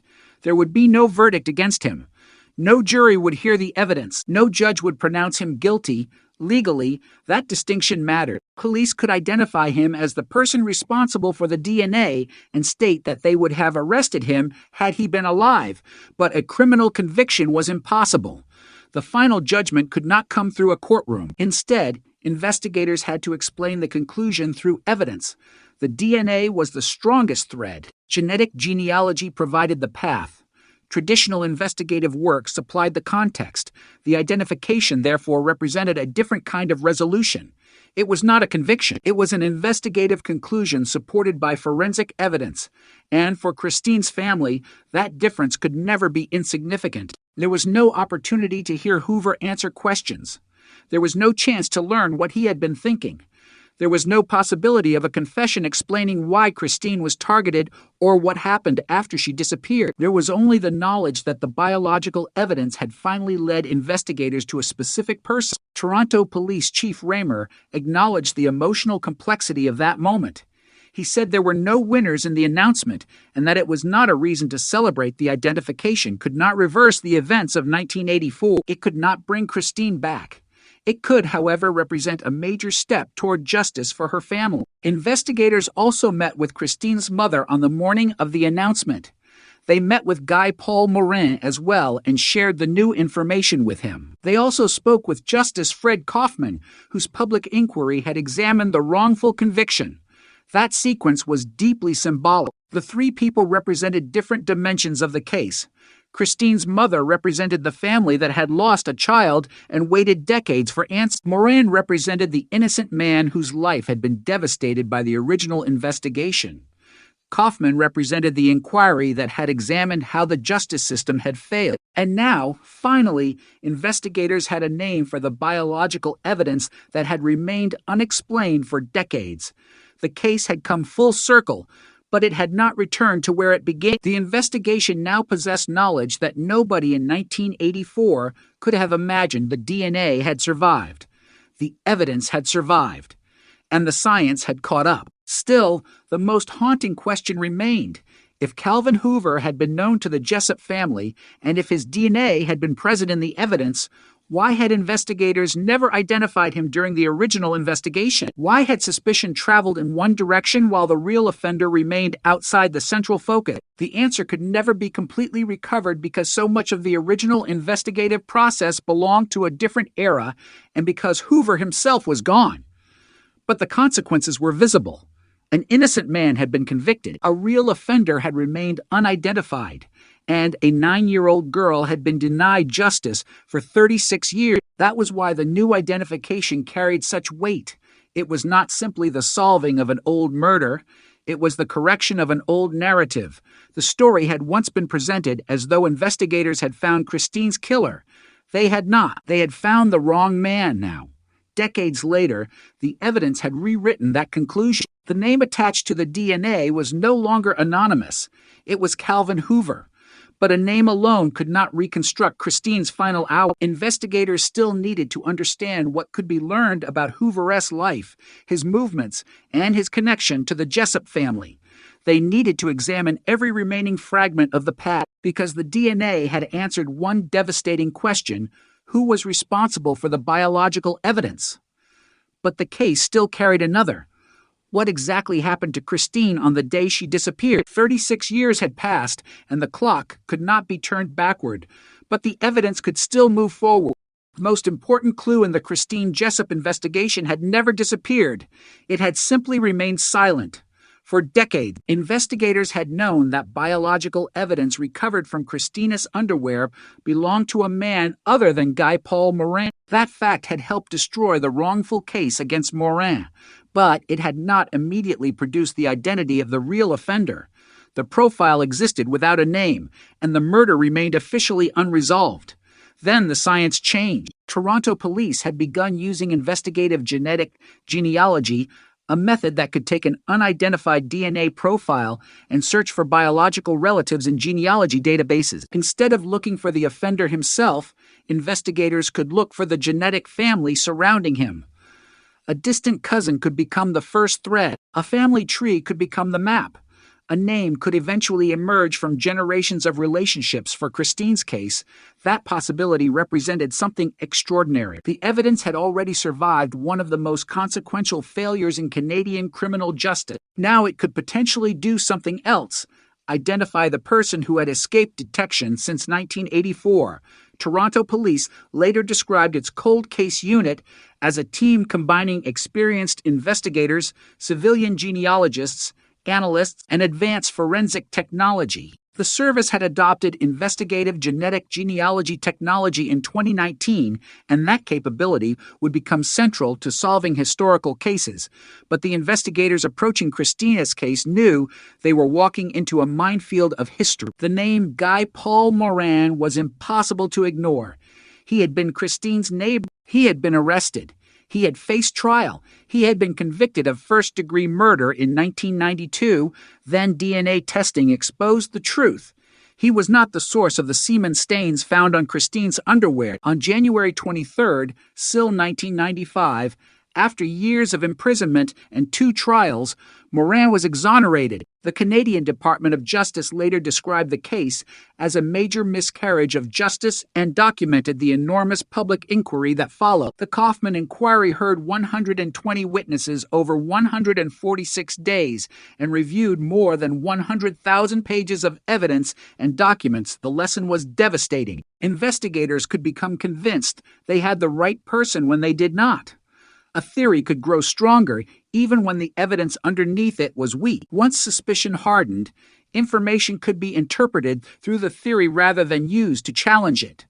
That history made the new investigation different from the old one. This time, investigators had a scientific starting point that did not depend upon a witness remembering an event from 1984. The DNA profile was fixed. It did not change because a witness forgot something. It did not change because a theory became popular. It did not change because investigators wanted a particular answer. The biological evidence simply pointed to the person who had left it behind. The task was to discover who that person was. Investigative genetic genealogy offered a path. The unknown profile was compared with genetic information available through genealogy resources. Investigators searched for familial relationships rather than expecting an immediate direct match. The process was painstaking. A relative might be distant. A family might contain hundreds of possible branches. Records had to be examined. Relationships had to be reconstructed. Names had to be tested against geography and history. The goal was not to make an accusation. The goal was to narrow the genetic family tree until investigators could identify a realistic candidate and then independently confirm that candidate through forensic DNA testing. Somewhere inside that enormous network was a man who had been 28 years old when Christine disappeared. His name was Calvin Hoover. Toronto police later announced that Hoover was the person responsible for the DNA sample found on Christina's underwear. He was from Toronto. Police said he was known to the Jessup family at the time of Christine's disappearance, and there was another fact that immediately complicated the investigation. Hoover had died in 2015. The identification therefore arrived 5 years too late for an arrest. There would be no police vehicle pulling up outside Hoover's home. No handcuffs, no interrogation room, no courtroom confrontation, no opportunity for detectives to place the DNA evidence before him and demand an explanation. The man they believed responsible was already dead, but the investigators still needed to prove the genetic connection. Genealogy could point toward a person. It could not replace direct forensic confirmation. The investigative team therefore obtained a reference sample and compared it against the DNA profile recovered from Christine's underwear. The identification was positively confirmed on October 9th, SIL 2020. 4 days later, Toronto police announced the breakthrough publicly. The announcement was extraordinary because the mystery had lasted 36 years, but police were careful about the language they used. Chief James Raymer said that if Hoover were alive, Toronto police would arrest him for Christine's murder. The statement stopped short of claiming there would ever be a trial, because there could not be one. Hoover was dead. The law could not put him before a judge, yet investigators now had something they had never possessed before: a scientifically supported identity attached to the DNA evidence. The cold case had finally acquired a name, and that name forced investigators to look back at 1984 with an entirely different perspective. Hoover had been known to the Jessup family. He had been present within the broader world surrounding Christine, yet he had not been the focus of the original investigation in the way Morin had. Police later confirmed that Hoover had never been interviewed about Christine's disappearance. That detail was chilling because it exposed the distance between the original investigation and what modern science eventually revealed. The person police later identified through DNA had existed within the community, while investigators had concentrated their attention elsewhere. Meanwhile, Morin's life was being destroyed. His conviction became a national scandal. His exoneration became a landmark example of the importance of DNA evidence, and Christine's family continued waiting for the identity of the real offender. The new breakthrough did not erase any of that. Instead, it connected the entire history of the case in a single chain. The DNA first helped prove Morin was innocent. Decades later, the DNA helped identify Hoover. One piece of evidence had played two completely different roles in the same investigation. First, it dismantled a wrongful conviction. Then, it helped reveal the person investigators believed had actually contributed the biological material. That was why the case mattered far beyond one homicide. It demonstrated the extraordinary value of preserving original forensic evidence. The biological evidence had been collected in 1984. If it had been lost, contaminated, or destroyed, the later breakthrough might never have happened. Instead, it survived long enough for scientific methods to catch up with it. The Canadian Department of Justice's documentation of the Morin case later highlighted recommendations concerning DNA testing protocols and the retention of original forensic evidence so that material could be retested when technology improved. In Christina's case, that principle became more than a recommendation. It became reality. The evidence had survived. The science evolved. And the investigation returned to the same biological clue decades later. But identifying Hoover was not the same as reconstructing Christine's final hours. Police wanted more. They wanted to understand Hoover-esque movements. They wanted to know where he had been around the time Christine disappeared. They wanted to hear from anyone who had known him. They wanted to build a timeline. On October 15th, SIL 2020, Toronto police publicly appealed for information about Hoover. Investigators released a photograph of him from the late 1990s and asked anyone who might remember him to contact police, even if the information seemed insignificant. That appeal reflected the reality of cold case investigation. The DNA could identify a person, but it could not automatically reconstruct a day 36 years earlier. The past still had to be pieced together. Investigators needed witnesses, records, and memories. They needed to determine whether seemingly ordinary details could help explain what happened to Christine, and they had to do all of it while recognizing the limitations of memories that had aged alongside the case. Someone who remembered Hoover in 1984 might have been remembering an event from childhood. Another person might have forgotten a conversation entirely. Someone else might remember him clearly but misplace the date. Investigators therefore had to treat every new tip as a potential clue rather than an established fact. The genetic evidence was different. It was the anchor. Everything else had to be evaluated around it. The public responded. Toronto police later reported receiving more than 60 tips after Hoover was identified. The number mattered because it demonstrated how much information can remain buried inside a community even after decades have passed. People who had known Hoover could suddenly realize that something they had seen or heard might matter.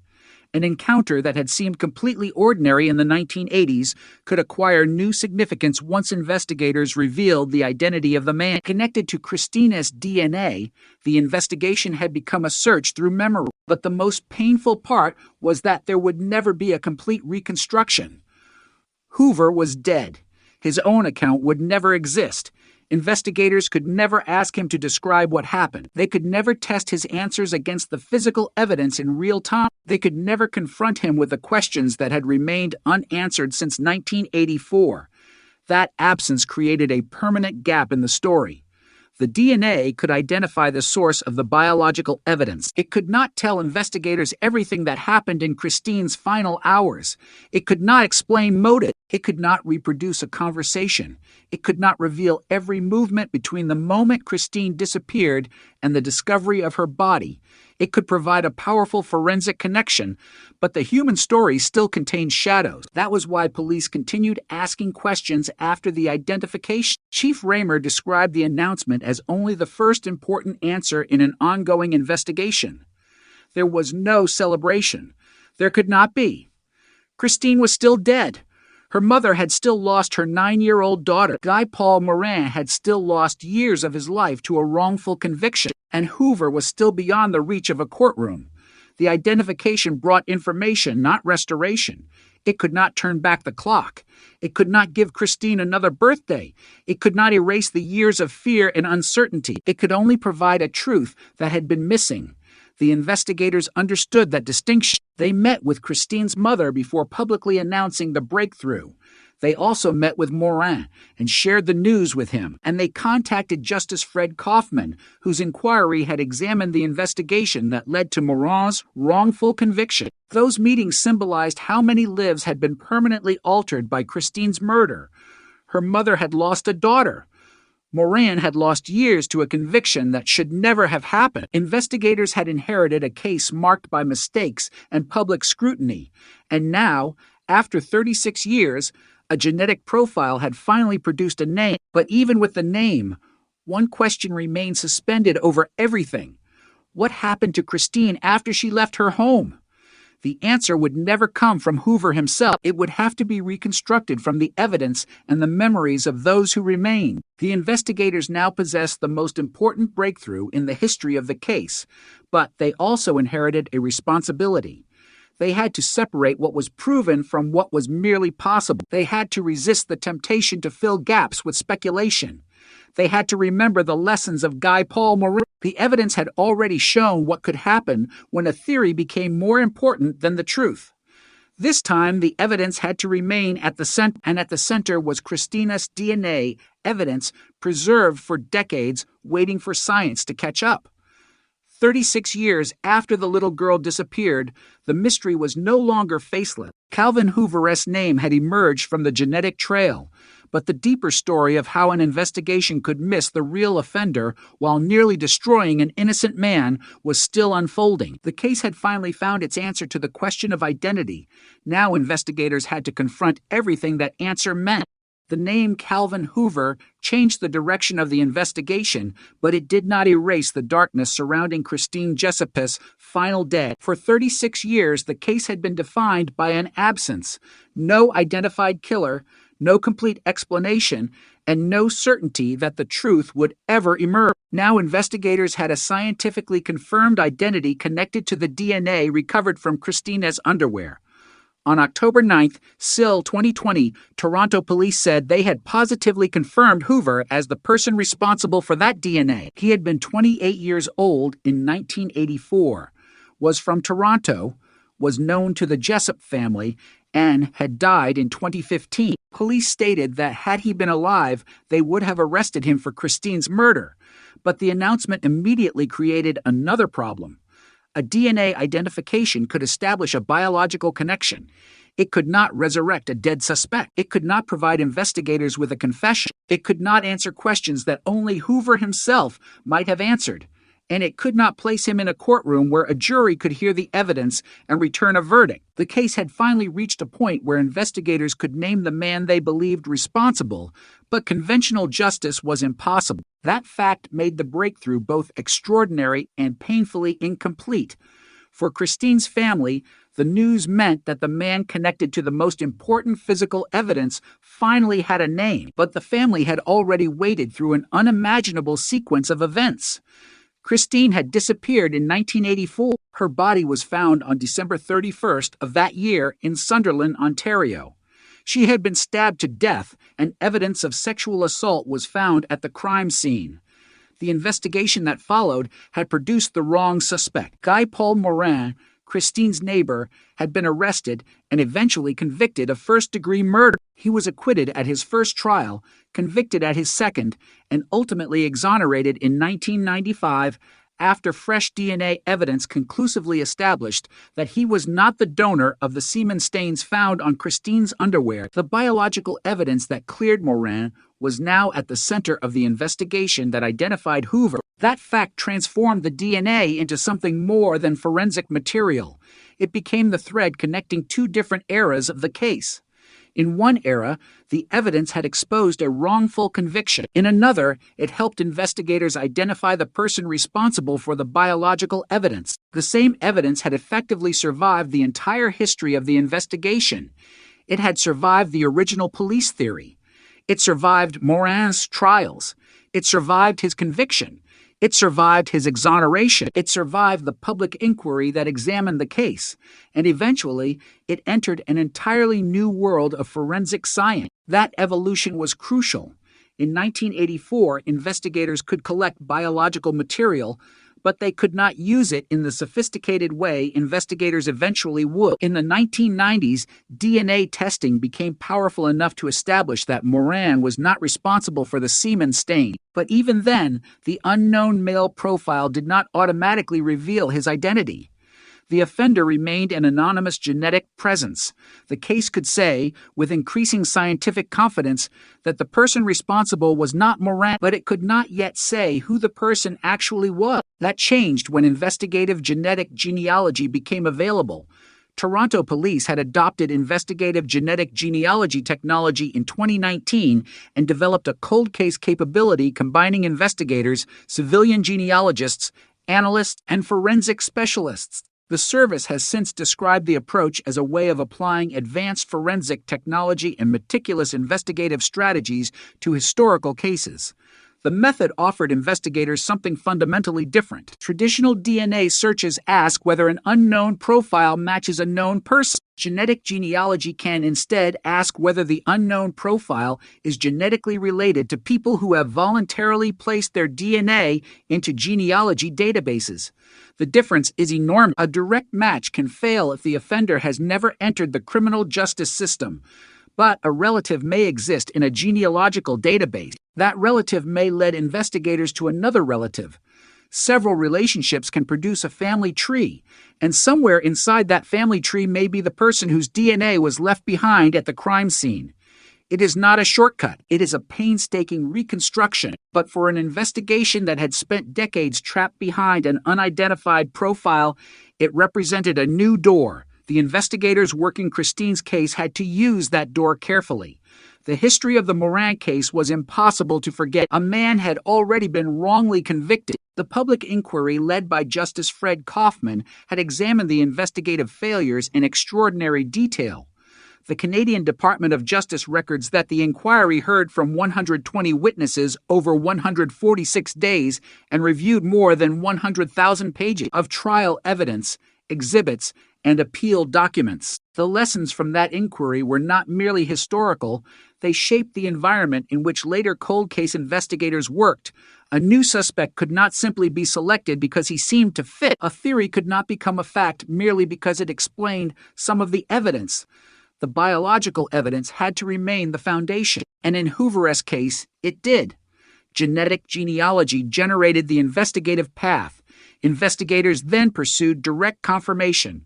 The result was the identification announced in October 2020. The breakthrough was powerful precisely because it did not depend on a single eyewitness memory from 1984. It was anchored in biological evidence collected decades earlier. That evidence did not care how much time had passed. It did not change because memories faded. It did not change because investigators retired. It did not change because the community moved forward. It remained the same genetic signature. The technology surrounding it changed. The questions investigators could ask of it changed, but the evidence itself remained. And that is one of the most important lessons hidden inside Christine's story. A cold case can look dead while its evidence is still alive. The investigation may stop producing headlines. The detectives may change. The public may lose interest, but a preserved biological sample can continue to carry information for decades. The evidence is waiting for the right scientific method. In Christine's case, that waiting lasted 36 years. Yet once Hoover was identified, investigators faced the difficult task of rebuilding his history. Toronto police asked the public for information about him, specifically seeking details that could help establish a timeline of his whereabouts and the final moments of Christine's life. Police released a photograph of Hoover dating from the late 1990s and asked people to come forward even if the information seemed insignificant. That request revealed something important about the nature of cold case work. Solving a case does not always mean suddenly possessing every answer sometimes. It means moving from one major unknown to a series of smaller unknowns. Investigators had answered the question of whose DNA was present. Now they needed to understand the circumstances around that biological evidence. Who had seen Hoover? Where had he been? What was his routine? What did people remember about him? Had anyone noticed anything unusual in 1984? The public appeal was therefore an attempt to reconstruct a vanished world. 36 years earlier, people might have noticed Hoover without realizing that the detail would someday matter. A neighbor might remember a passing conversation. A friend might remember where he worked. Someone might remember seeing him in a particular place. At the time, those details could have seemed completely ordinary. In 2020, they could become investigative clues. Toronto police later reported receiving more than 60 tips after Hoover was identified, demonstrating the extent to which memories and information about the past could still exist inside the community. Yet there was a limit to what those tips could accomplish. Human memory is imperfect. 36 years can alter perceptions of time, distance, sequence, and significance. A witness may remember an event, but not the date. Another may remember a date, but confuse the circumstances. Investigators therefore had to evaluate every piece of information carefully.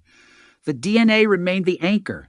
Everything else had to be tested against it. That was another lesson from the Morin case.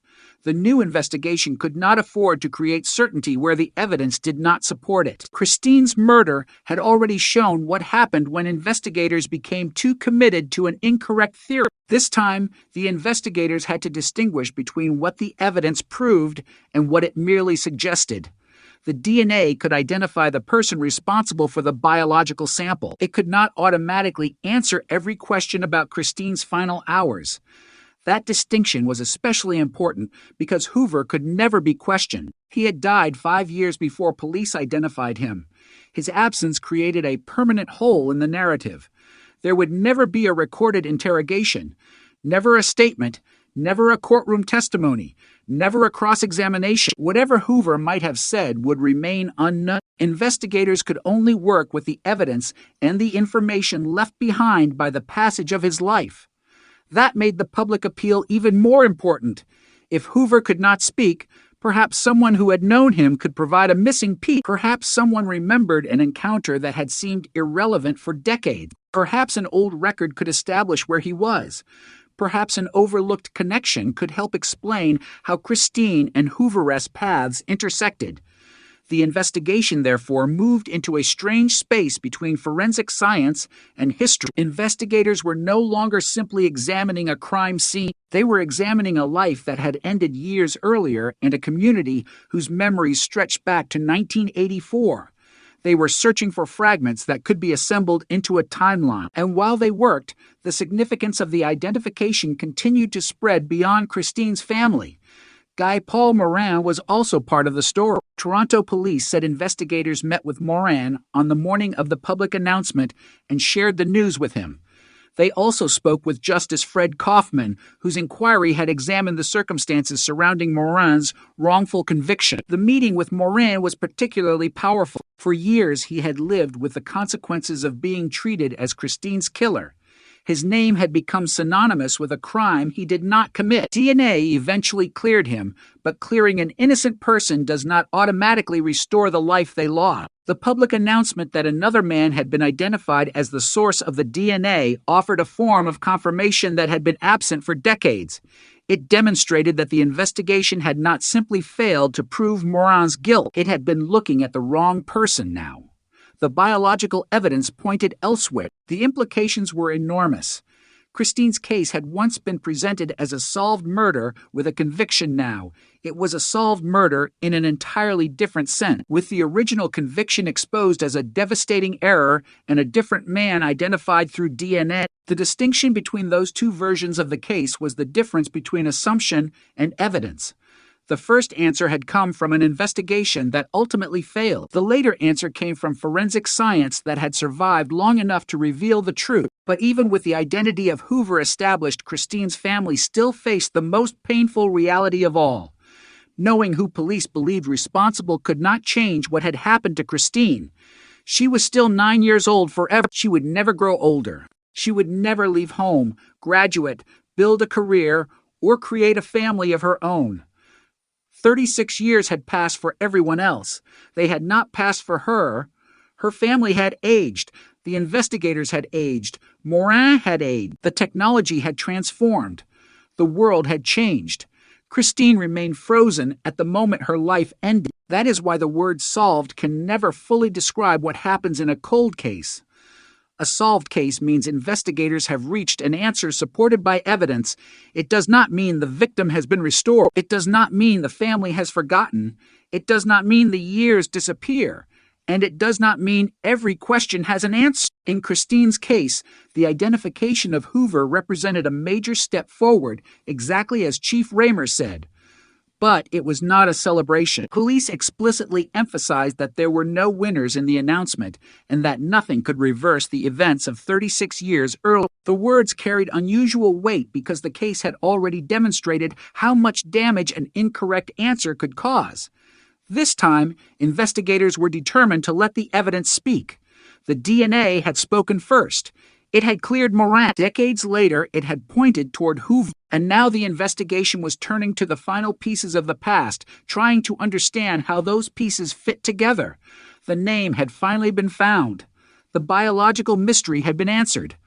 But the human mystery remained. What happened to Christine after she disappeared from Queensville? What had brought her into contact with the man whose DNA was recovered from her clothing? And how had the investigation of 1984 failed to see him while an innocent neighbor was pulled into the center of the case? Those questions were no longer theoretical. They were the final shadows surrounding a murder that had already transformed Canadian criminal justice. 36 years after Christine disappeared, the evidence had finally broken through the silence. But now the investigators had to look back into the darkness and reconstruct the story that the DNA alone could never tell. The breakthrough had given investigators a name, but it had not given Christine Jessup a voice.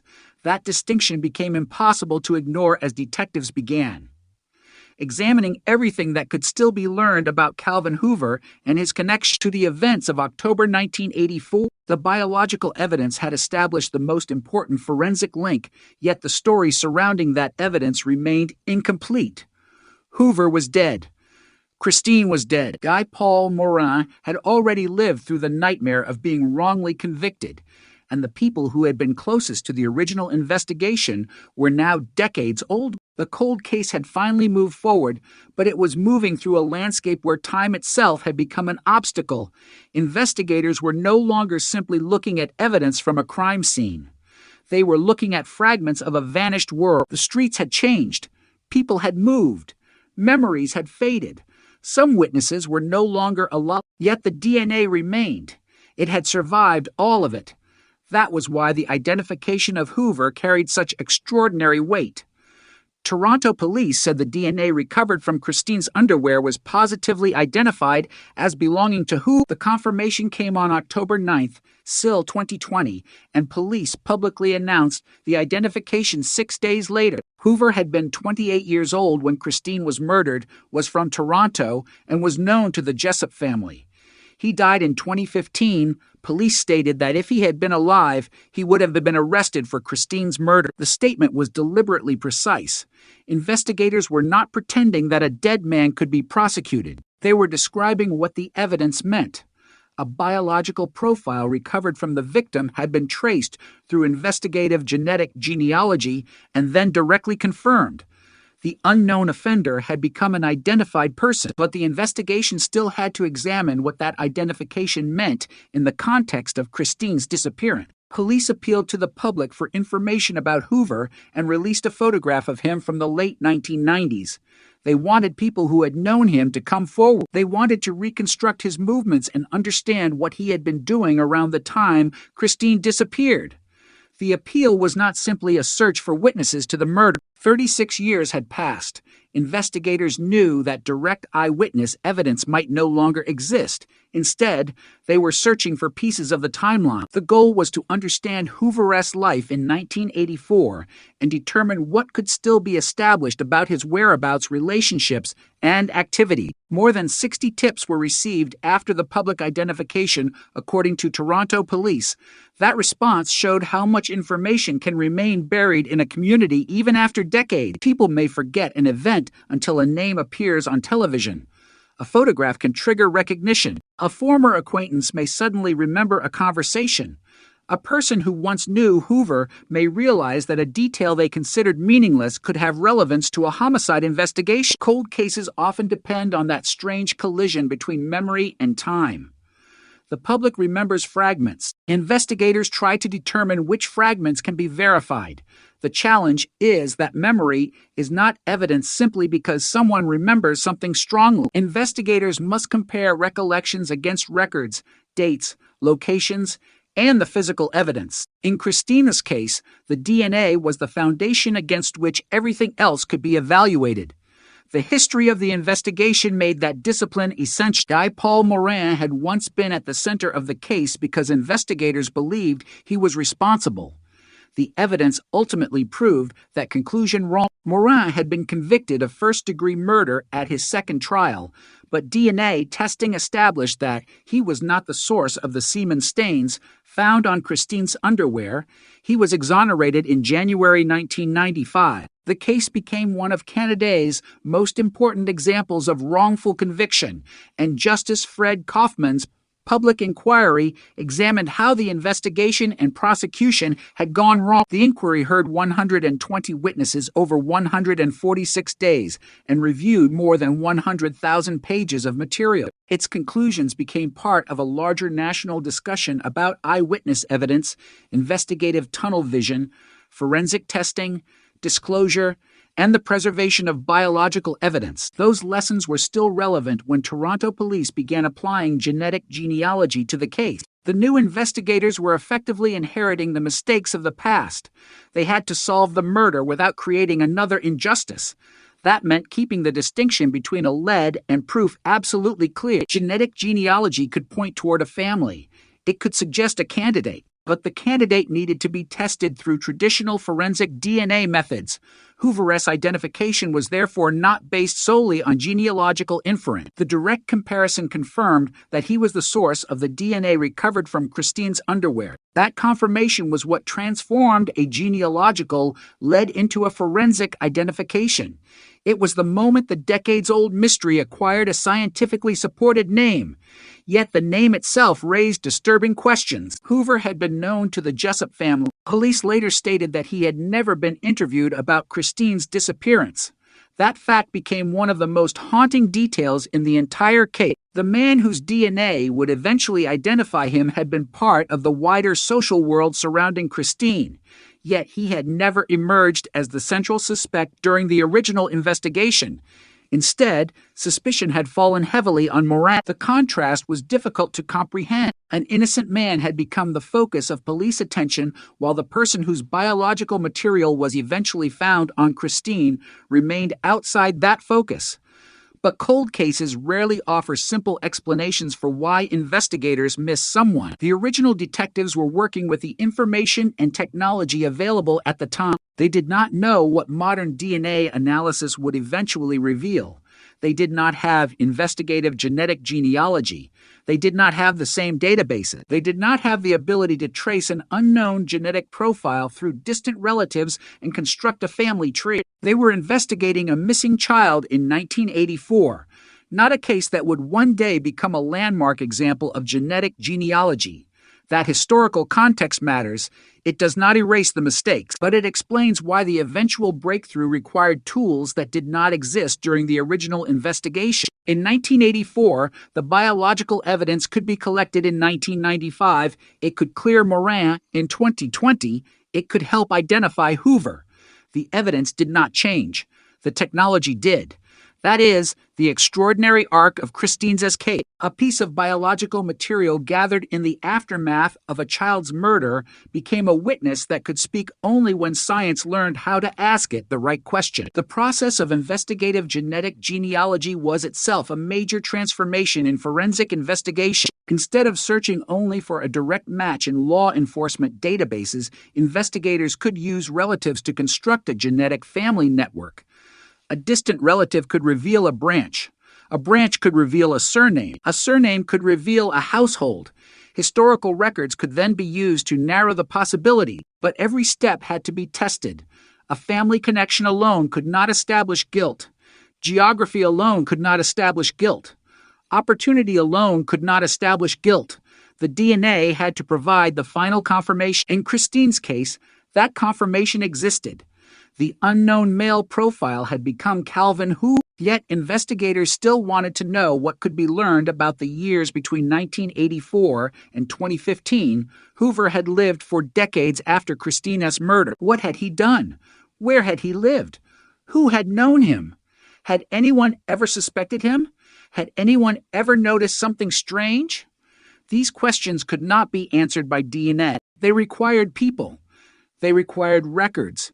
They required the painstaking reconstruction of an ordinary life that had suddenly become the center of a historic homicide investigation. Toronto Police's appeal for information was therefore an attempt to reach backward through time. The photograph released to the public showed Hoover decades after the murder, but investigators hoped that someone would recognize the face and remember the person behind it.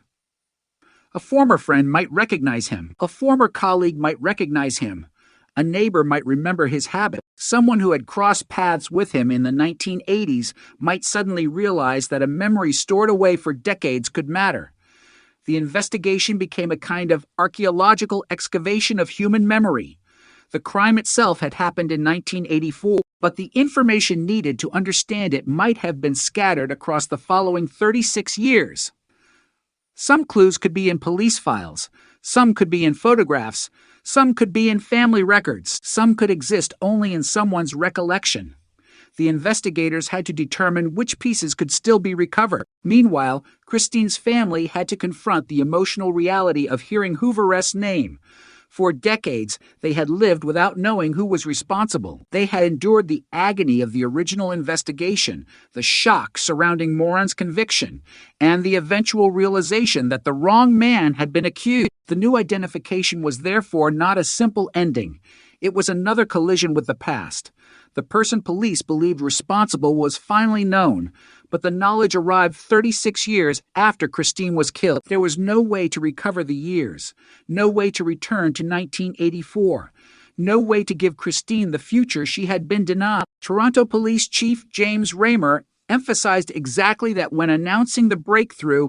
Police said there were no winners in the announcement. That statement reflected the unique tragedy of the case. A cold case can be celebrated when a missing person is found alive or when a victim's family receives a clear courtroom verdict. Christine's case was different. The person identified by DNA was already dead. The family received information, but not a trial. The justice system gained an answer, but not a conviction. The investigation gained a suspect, but not an interrogation. The community gained a name, but not an explanation for every unanswered question. Still, the identification mattered.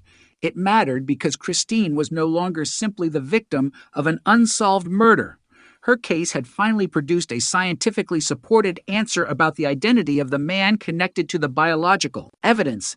It mattered because Guy Paul Moran's innocence was no longer the end of the story. The case could finally be understood in its proper shape. Christine was murdered, Moran was wrongly convicted, and another man was later identified through DNA as the source of the biological evidence. It mattered because the evidence collected in 1984 had not been forgotten. It had been preserved, and preservation made the future breakthrough possible. The Canadian Department of Justice's review of the Moran case later emphasized the importance of preserving original forensic evidence so that future advances in science could be applied to old cases. Christine's case demonstrated why that principle mattered. Technology can change faster than a case file. A sample that seems limited in one decade can become extraordinarily powerful in another. The biological evidence that could not name Hoover in 1984 eventually became the foundation for identifying him in 2020. The passage of time had not destroyed the evidence. It had simply delayed the moment when investigators could understand it. And yet, for all the power of the DNA breakthrough, one haunting gap remained. Calvin Hoover could no longer tell investigators what happened. His death meant that the final narrative would always contain unanswered questions. There could be no confession to reveal motive, no interrogation to expose contradictions, no courtroom testimony to establish a complete chronology. The evidence could identify him, but it could not speak in his voice. That silence would remain. The investigators could only work around it. They could reconstruct what they could. They could verify what the evidence allowed them to verify, and they could refuse to invent what could never be known. That discipline was especially important in Christine's case because the history of the wrongful conviction had already demonstrated the danger of filling gaps with assumptions. The final investigation had to be different. It had to be evidence-led from beginning to end. That meant accepting that some questions might never have answers. It meant acknowledging the difference between an investigative conclusion and a criminal conviction. It meant recognizing that the DNA identification was enormously significant without pretending it explained every detail of Christine's death. And it meant remembering the little girl at the center of the case. Christine was not a DNA profile. She was not a case number. She was not merely the subject of a wrongful conviction or a genetic genealogy breakthrough. She was a 9-year-old child whose disappearance shattered a family and whose murder became one of Canada's most enduring cold cases. For decades, her photograph represented an unanswered question. Now that question had finally received an answer that science could support, but the answer came with a terrible price. 36 years of waiting, an innocent man's lost freedom, and a family forced to live with uncertainty for most of a lifetime. The case had crossed a line that few cold cases ever reached. The identity of the person responsible for the DNA was known, yet the story was still not complete. Investigators continued examining the information surrounding Hoover, searching for the missing pieces that could explain how Christine and the man identified through her DNA came together in the final hours of her life. Because the DNA had broken the silence, but it had not spoken every word. By the autumn of 2020, the Christine Jessup investigation had entered a strange new phase. For 36 years, detectives had been searching for a name. Now they had one: Calvin Hoover.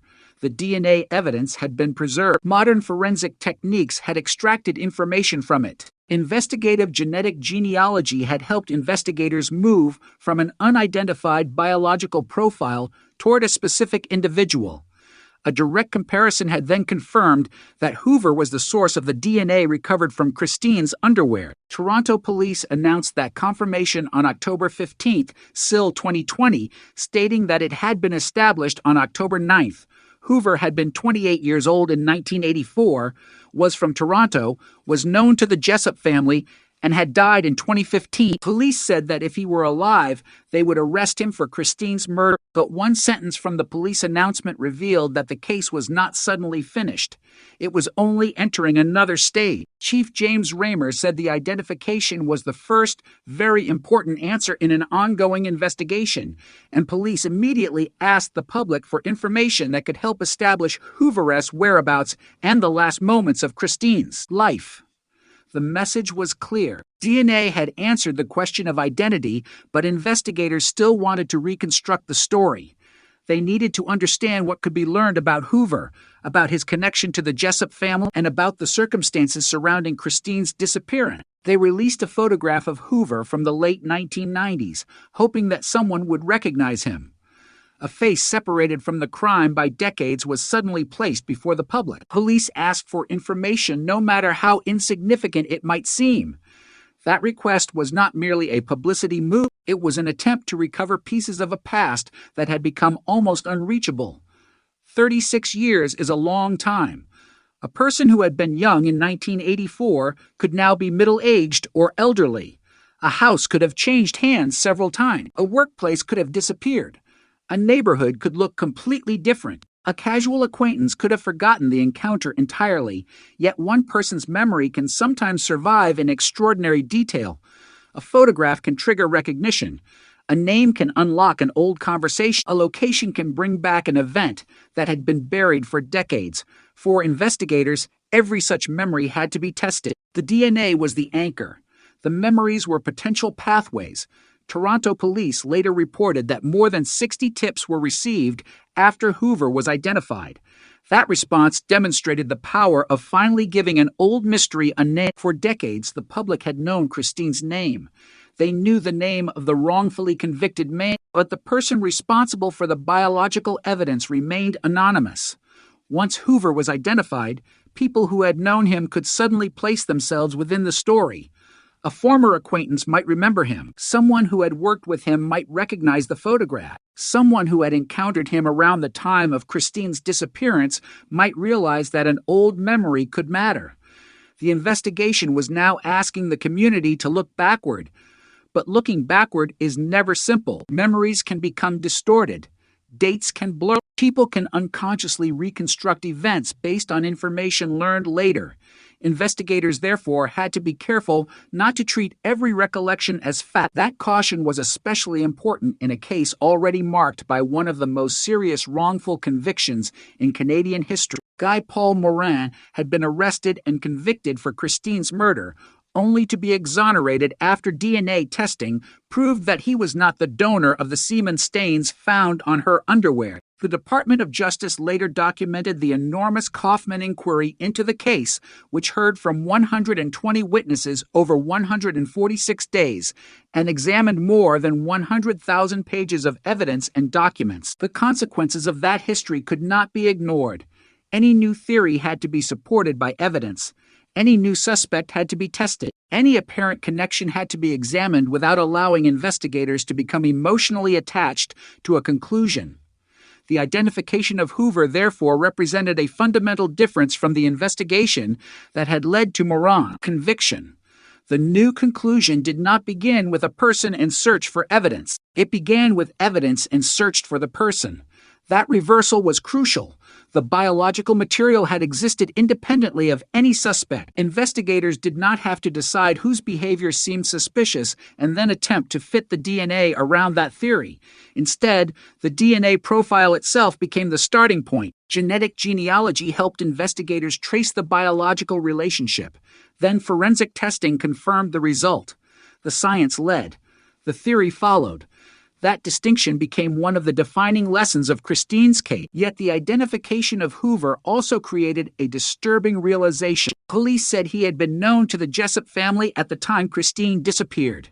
He was not simply an unknown man who had somehow existed far outside the family's world. He was connected to the same broader social environment. And according to Toronto police, Hoover had never been interviewed about Christine's disappearance. The implication was difficult to escape.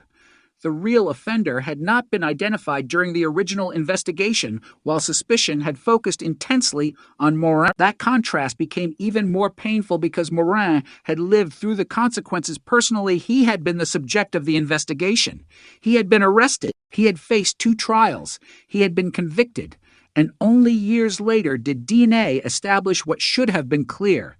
He was not responsible for the biological evidence. When Toronto police prepared to announce Hoover's identification in 2020, investigators met with Morin that morning and shared the news with him. They also met with Christine's mother.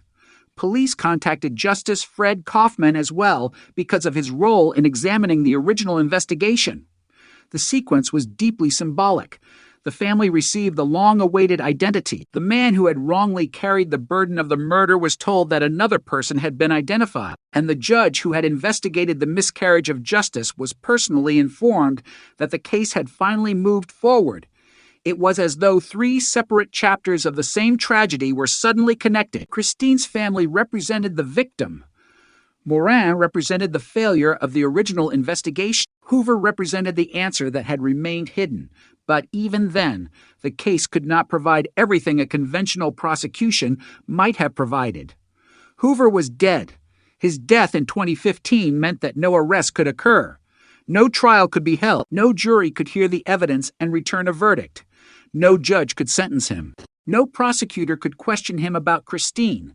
The investigation had reached the identity of the man police believed responsible, but the criminal justice process could not continue in its ordinary form. That made the distinction between identified and convicted critically important. Police could state that they would have arrested Hoover if he were alive. They could explain the DNA evidence. They could describe the investigative genealogy process. But there could be no criminal conviction after his death. The case therefore ended in a different kind of resolution. It was forensic rather than judicial, scientific rather than courtroom-based. The evidence could speak about identity, but it could not create a trial, and perhaps the most painful part of that limitation was the absence of a confession. Christine's family would never hear Hoover explain what happened. There would be no final interview in which investigators could ask why. There would be no opportunity to confront him with the physical evidence. There would be no chance to compare his version of events against the forensic record. His death left those questions permanently unanswered. That silence made the public appeal even more important. If Hoover could not speak, perhaps people who had known him could provide information. Perhaps someone could establish where he had been. Perhaps someone could remember an interaction that had never seemed significant. Perhaps an old record could clarify a timeline. Investigators were trying to reconstruct a man's life from the outside using fragments left behind by people who had known him. That is one of the most difficult tasks in a historical homicide investigation. The investigator is no longer walking into the present. The investigator is walking into a past that no longer physically exists. The streets may remain, but the people have changed. The buildings may remain, but their interiors are different. The memories remain, but they are filtered through decades of experience. And yet, sometimes the evidence from the past is stronger than memory. A biological sample can remain unchanged. A document can preserve a date. A photograph can preserve a face. A record can establish a location. The challenge is to connect these fragments without inventing the missing pieces. Christine's case demanded exactly that discipline. The DNA was extraordinarily powerful, but it could not tell investigators everything. It could establish that Hoover was the source of the biological material. It could not independently describe every event surrounding Christine's death. It could not reveal motive. It could not reproduce the final conversation between victim and offender. It could not tell investigators what Hoover was thinking. Those limitations had to be acknowledged. A cold case can be solved in one dimension while remaining mysterious in another. The identity can be established while motive remains unknown. The forensic link can be confirmed while the complete timeline remains incomplete. The person responsible can be identified while the family is still left with questions that no laboratory can answer. That was the reality Christine's family faced. The DNA had finally produced a name, but the years between 1984 and 2020 could not be recovered. The family had spent more than 3 decades waiting. During those years, Christine's story had become inseparable from the wrongful conviction of Morin. Her murder had changed the lives of people who had never expected to become part of a national criminal justice controversy. It had also helped expose weaknesses in investigative practices and contributed to broader reforms surrounding forensic evidence. The Kaufman Inquiry examined the case in extraordinary depth, and its recommendations included measures related to DNA testing and the preservation of original forensic evidence. That preservation became crucial decades later. The biological evidence collected in the aftermath of Christine's murder survived long enough to be examined with methods that investigators in 1984 could not have imagined. Toronto police later described its cold case unit as combining investigators, civilian genealogists, and analysts with advanced forensic technology and investigative genetic genealogy. The service has credited that approach with solving historical cases across Ontario. Christine's murder was one of the cases that demonstrated the potential of the technology, but the science itself was not magic. It required old evidence to be preserved. It required a usable genetic profile. It required genealogical analysis. It required investigators capable of building and testing family trees, and it required traditional forensic confirmation before the final identification could be made. Every step mattered. Remove one step, and the chain could break. That was why the breakthrough felt almost impossible when viewed from 1984. At the beginning of the case, nobody could have predicted that the answer would eventually come from a technology that could trace an unknown DNA profile through distant relatives. Nobody could have predicted that the biological material would survive 36 years. Nobody could have predicted that the man ultimately identified would already be dead when the answer arrived. Yet that was exactly what happened. The case had become a collision between old evidence and new science. And as investigators continued examining Hoover's history, another realization emerged. The most important evidence had never been the rumors, the theories, or the suspicions. It had been the physical evidence collected after Christine's murder. That evidence had already spoken once, when it helped prove Morin was innocent. Now it had spoken again when it identified Hoover. 2 decades apart, it had challenged the assumptions of the investigation. First, it said, "This man is not the source." Later, it said, "This is the man whose DNA is present." The progression was remarkable, but there was still a question hanging over the case that no DNA profile could answer. Why had the investigation taken so long to reach this point? Why had an innocent man been convicted? Why had Hoover remained outside the central focus? And what could modern investigators learn from those failures? The answers mattered because Christine's murder was no longer simply a cold case. It had become a warning about what can happen when investigators become convinced they have the right answer too early. The original case demonstrated the danger of tunnel vision. The later investigation demonstrated the value of evidence-led inquiry. One approach nearly destroyed an innocent man. The other finally identified the person connected to the biological evidence, and somewhere between those two investigations was the real lesson. The truth had not changed. Only the ability to reach it had changed. Christine's DNA had been telling the same story all along. The world simply had not yet learned how to listen. By 2020, investigators could finally hear it. But even then, the story did not end with a name. Because the final mystery was not simply who Hoover was, it was how his path had crossed Christine's, what happened during those final hours, and why the evidence that ultimately identified him had remained hidden for more than 3 decades. The answers would have to be assembled carefully, piece by piece, without the man himself ever speaking. The DNA had opened the door. The investigation still had to walk through it. The identification of Calvin Hoover did not erase the uncertainty surrounding Christine Jessupe's final hours.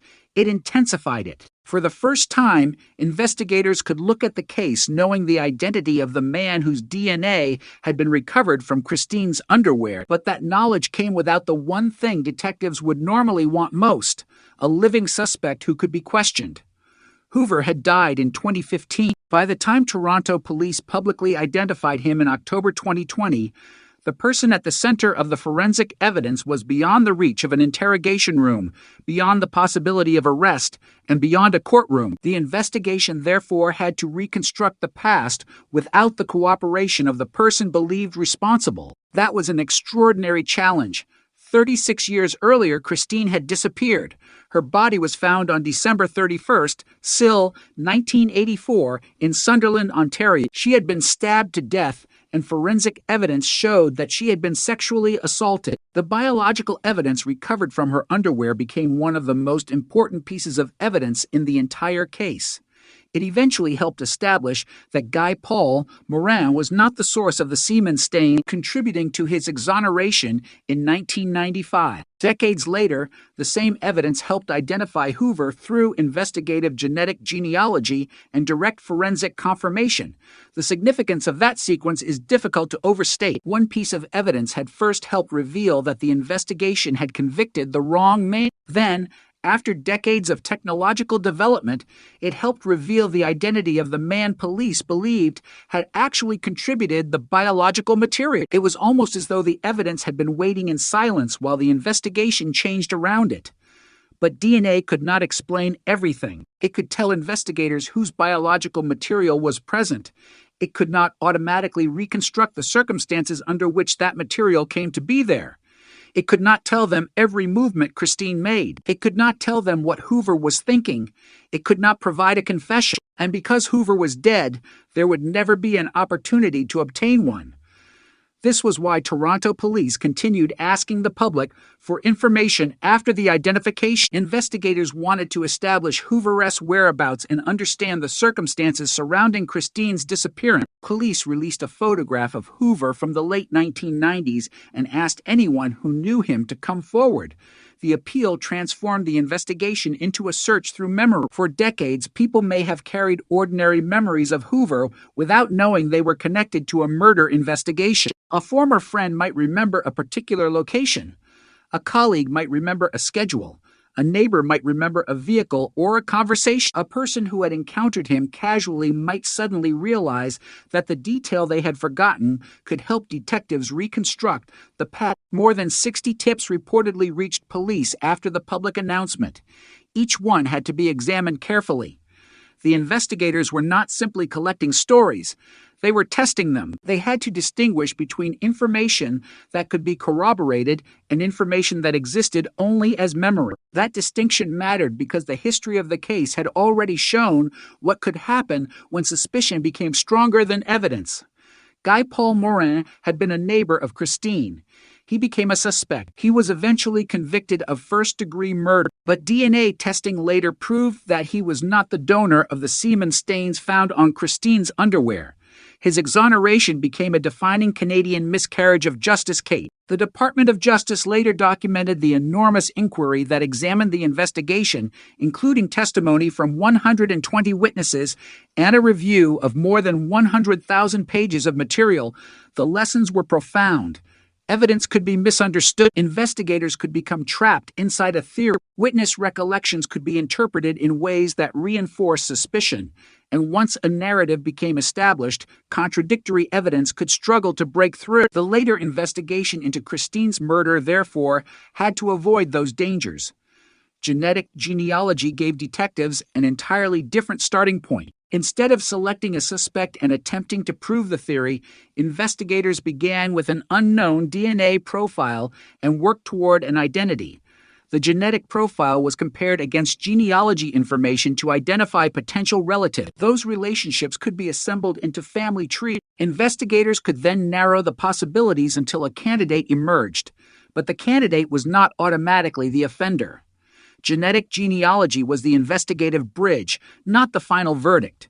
Direct forensic testing was still necessary. In Hoover's case, that final confirmation came. Toronto police announced that the DNA recovered from Christine's underwear had been positively identified as Hoover's. That confirmation gave investigators something they had never possessed before, a scientifically supported identity for the unknown male profile. It also created a devastating contrast with the original investigation. Hoover had been known to the Jessup family, according to police, yet he had never been interviewed about Christine's disappearance. The implication was unsettling. The person whose DNA would eventually identify him had been part of the broader social environment surrounding the victim, but the investigation had not focused on him. Instead, the case had moved toward Morin. That path eventually produced a wrongful conviction, and while Morin was fighting to prove his innocence, the biological evidence that could identify the real offender remained anonymous. The passage of time changed the situation. By 2020, the original investigators were no longer necessarily available to answer every question. Some had retired, some had died, records remained, but personal recollections were disappearing. Christine's family had aged, the community had changed. Hoover himself had died. The investigation was therefore attempting something almost impossible, reconstructing a crime that had occurred more than 3 decades earlier using evidence from the past and technology from the future. Yet the case had one enormous advantage. The physical evidence had survived.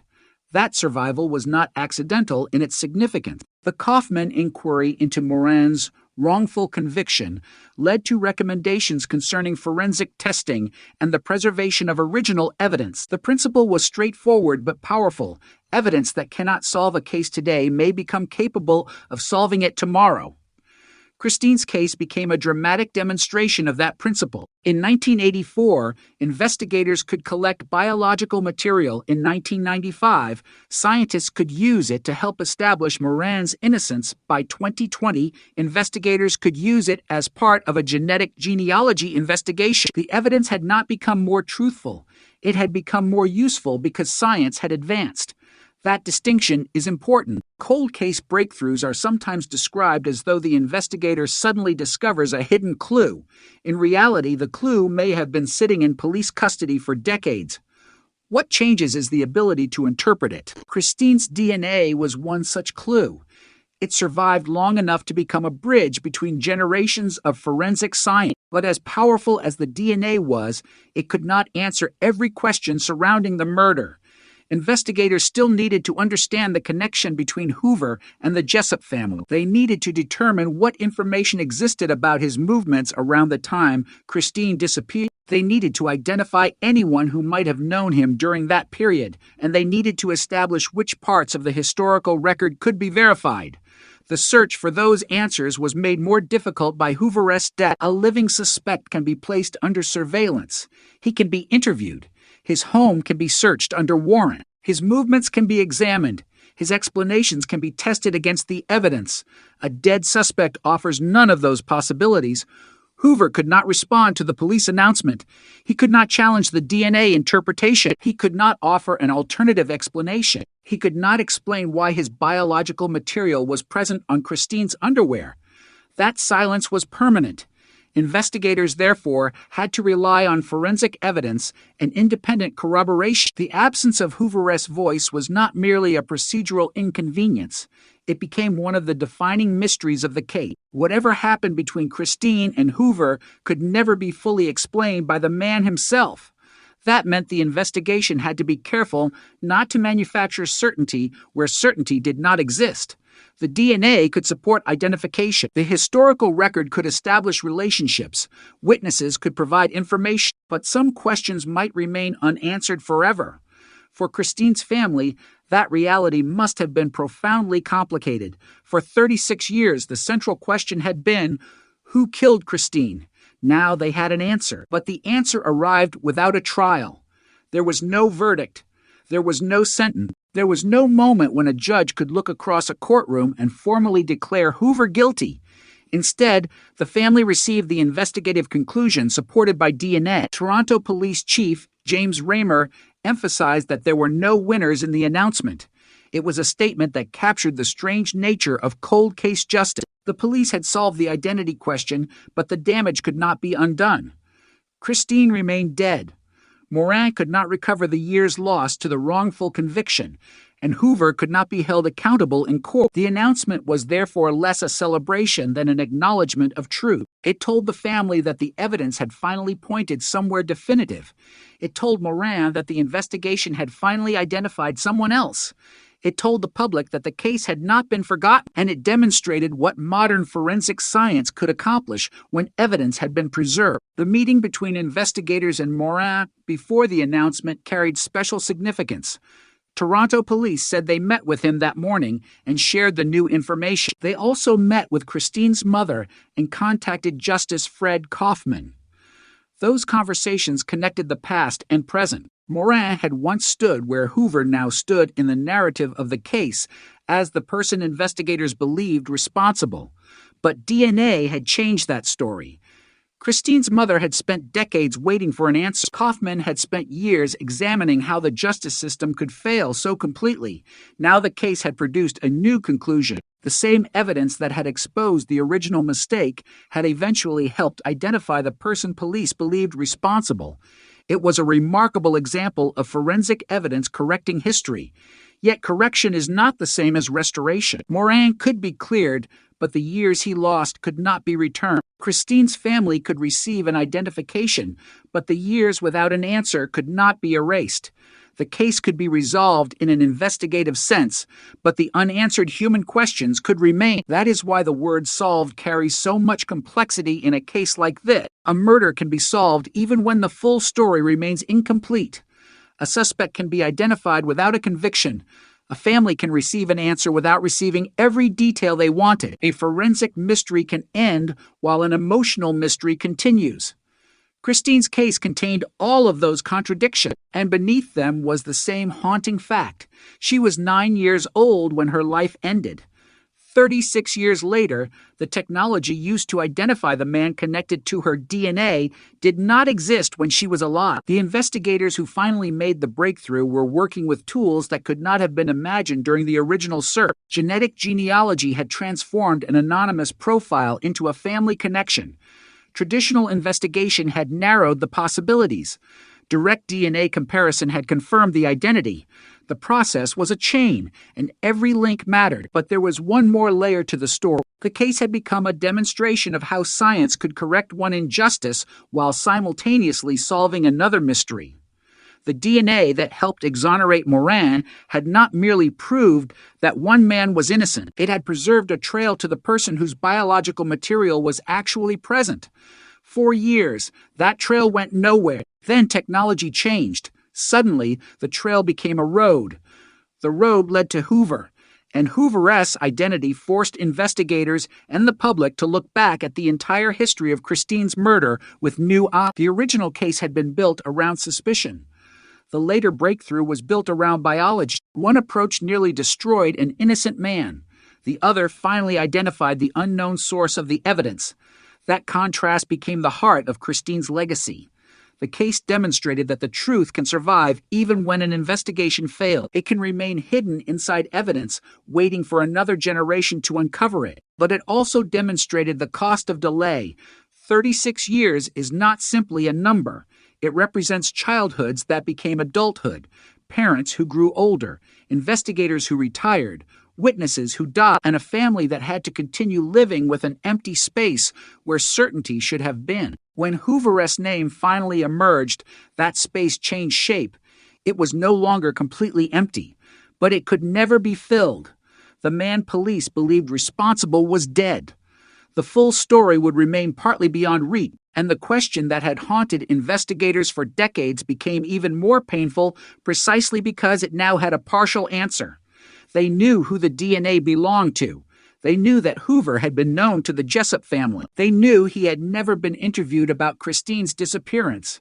They knew the forensic connection was real, but what happened inside those final hours could never be reconstructed perfectly.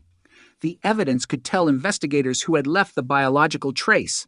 It could not tell them every word spoken in the darkness. It could not reveal every thought. It could not bring Christine back. What it could do was something almost as important. It could prevent the wrong story from being the final story. For 36 years, the wrong man had carried the weight of suspicion and conviction. Now, finally, the evidence had redirected that weight toward the person connected to the biological material. And as investigators continued examining the remaining records, memories, and leads, one thing became increasingly clear. Christine's case had not survived because the mystery was impossible. It had survived because the answer was hidden behind the limitations of its era. The evidence had been there. The science had not yet caught up. Then, decades later, it did. The name Calvin Hoover had changed the case forever, but it also forced investigators to confront the most difficult question a cold case can produce. What can still be proven when the person believed responsible has been dead for years? By the time Toronto police publicly identified Hoover in October 2020, he had already been dead since 2015. There would be no arrest, no interrogation, no courtroom, no confession. The investigation had reached a destination that detectives rarely encounter. The forensic trail had finally led